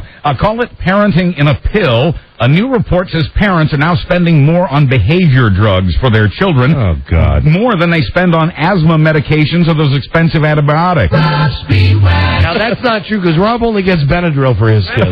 Cough syrup. Just on the weekends when Carrie goes away, it's time for some Robitussin and a nice ride in the car. Let's go, kids. The use of ADD drugs is up by 49% in the past 3 years for children under 5. It's up by 23% for kids of all ages. Certain drugs, certain categories, usage up by more than 300%.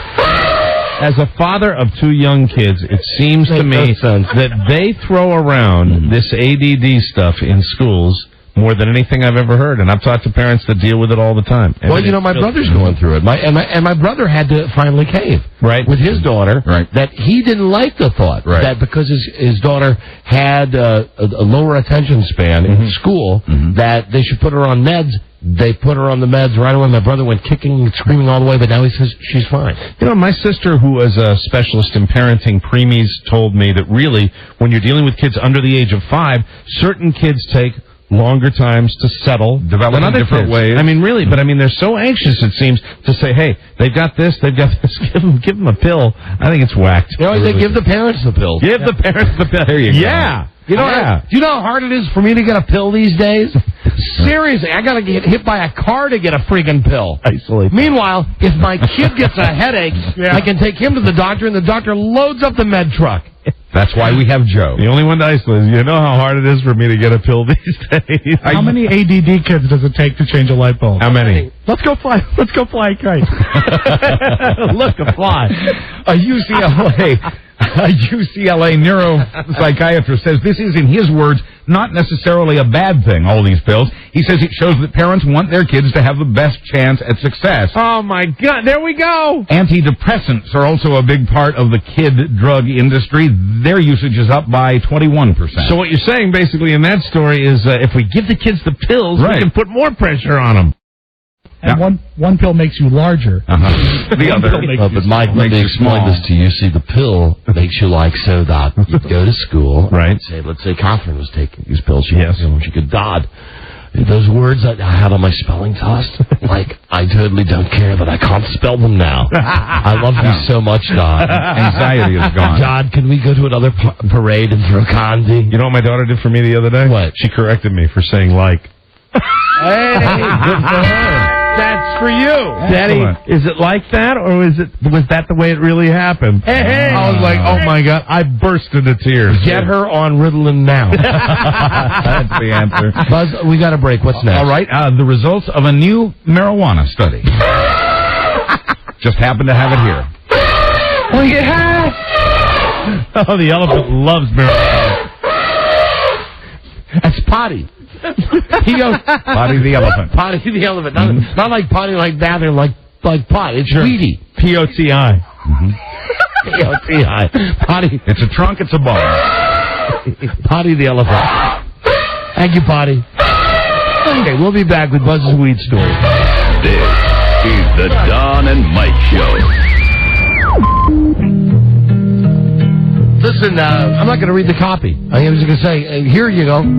This is OnStar. I have OnStar in my car. It's great. I urge you to... And, Mike, you don't need the copy either because you have OnStar, too. Mike, what do you do when you want to make a call in your car using OnStar? You press the white button, and the OnStar person comes on, and the voice says, who do you want to talk to? And I say, because I've got my mom programmed in there, I say, Mary. And then it dials automatically, and I don't have to touch anything, and I get through with my minutes that I have on OnStar, and I have a lovely conversation with my mother. All you do is push the button, and it says, dial, number please, dial, and if you run low on minutes, it says order units.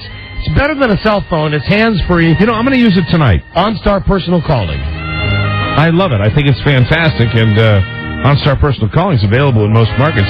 Visit OnStar.com for more information. I read that part because we were supposed to. Oh, is that what we're supposed to say? The OnStar... I thought we were supposed to say OnStar Personal Calling is available in most markets. Go to OnStar.com for information. It's the car service thing that I like so bad. The Don and Mike Show. Yes, we are. WKK. This is the Don and Mike Show. Gosh, I hate to interrupt. It's all been so incredibly fascinating and entertaining and instructive. Really, the time has just flown by. The Don and Mike Show. Hey, Dick. You're a moron. I'm not a beautiful lady from Chicago. Rated PG. Pretty good. The Don and Mike Show. And again, that's Bill O'Reilly, I believe, talking to America's oldest teenager, Dick Clark. I'm not a beautiful lady from Chicago. That's Bill O'Reilly. Here's Bill O'Reilly talking to Dick Clark. Hey, Dick, you're a moron. Hey, that's not nice. Here's Buzz. Hi, Buzz. Hi, Don and Mike. A new marijuana study is out saying there's no evidence that weed causes mental or relationship problems. Well, yeah. Michael Elston and his Buzz Burbank. Hello. The respected medical journal The Lancet says, quote, currently there is no strong evidence. Down, Potty. Potty the elephant. Potty the elephant. There's no strong evidence, it says, that the use of cannabis causes psychological or social problems. That contradicts previous studies. The researchers in this one say pot probably can cause health problems like emphysema or lung cancer, but they say the dangers are often overstated. Oh, yeah. Quoting one researcher, we're not saying cannabis is harmless, we're saying the evidence is inconclusive. Yeah, but if you get the lung cancer or the... Hold on, let's talk to a big-time pot smoker. All right. Okay. Pat Summerall, what can you tell us about pot, your experiences with weed? Yeah, I don't remember. It's the way it works. Well, no, he's fine. I was just going to say, if you get emphysema or lung cancer, you don't care. Right. You don't need social skills. I'd say 75-80% of the players did smoke. Well, here's your answer. You heard it from, Wow. You heard it from Pat More than I Summerall. thought, really. I don't remember. Oh, wow. Men who drive Porsches are more likely than others to cheat on their wives. And men who cheat on their wives die during sex more than other men. It was just a bunch of guys who enjoyed playing the game. Pat Summerall drove a Porsche. To play for a living. That first fact, according to a survey by... Made love with Y.A. Tittle all the time. I don't remember. About men with Porsches... I don't remember. Cheating on their wives. That, according to a survey by a car magazine in Germany, men's cars surveyed more than 2,200 men and women and found that 40% of male Porsche drivers admit to adultery. Beamer guys, 46%. Guys who drive a Ford, 44%. Did we have this story on before? No, we did not. All right. Among women, keep an eye out for Audi drivers. 41% of those women admitted to fooling around. Yeah, we didn't have the women, that's for sure. And BMW drivers were again second at 39%. As for the dying, they studied this at the Center for Forensic Medicine in Frankfurt. The dying? Oh, how you doing, Pat Summerall? Yeah, I don't remember. Out of 30,000 dead guys, 6 died while making love. Yeah, I don't remember. A little over half of them died of heart attacks. But only 1 in 4 of that group died in the arms of their spouse. Hey, Don and Mike, where'd you know could fill a book? Thank you, Uncle June. The rest died while having sex with another lover, a hooker, or themselves.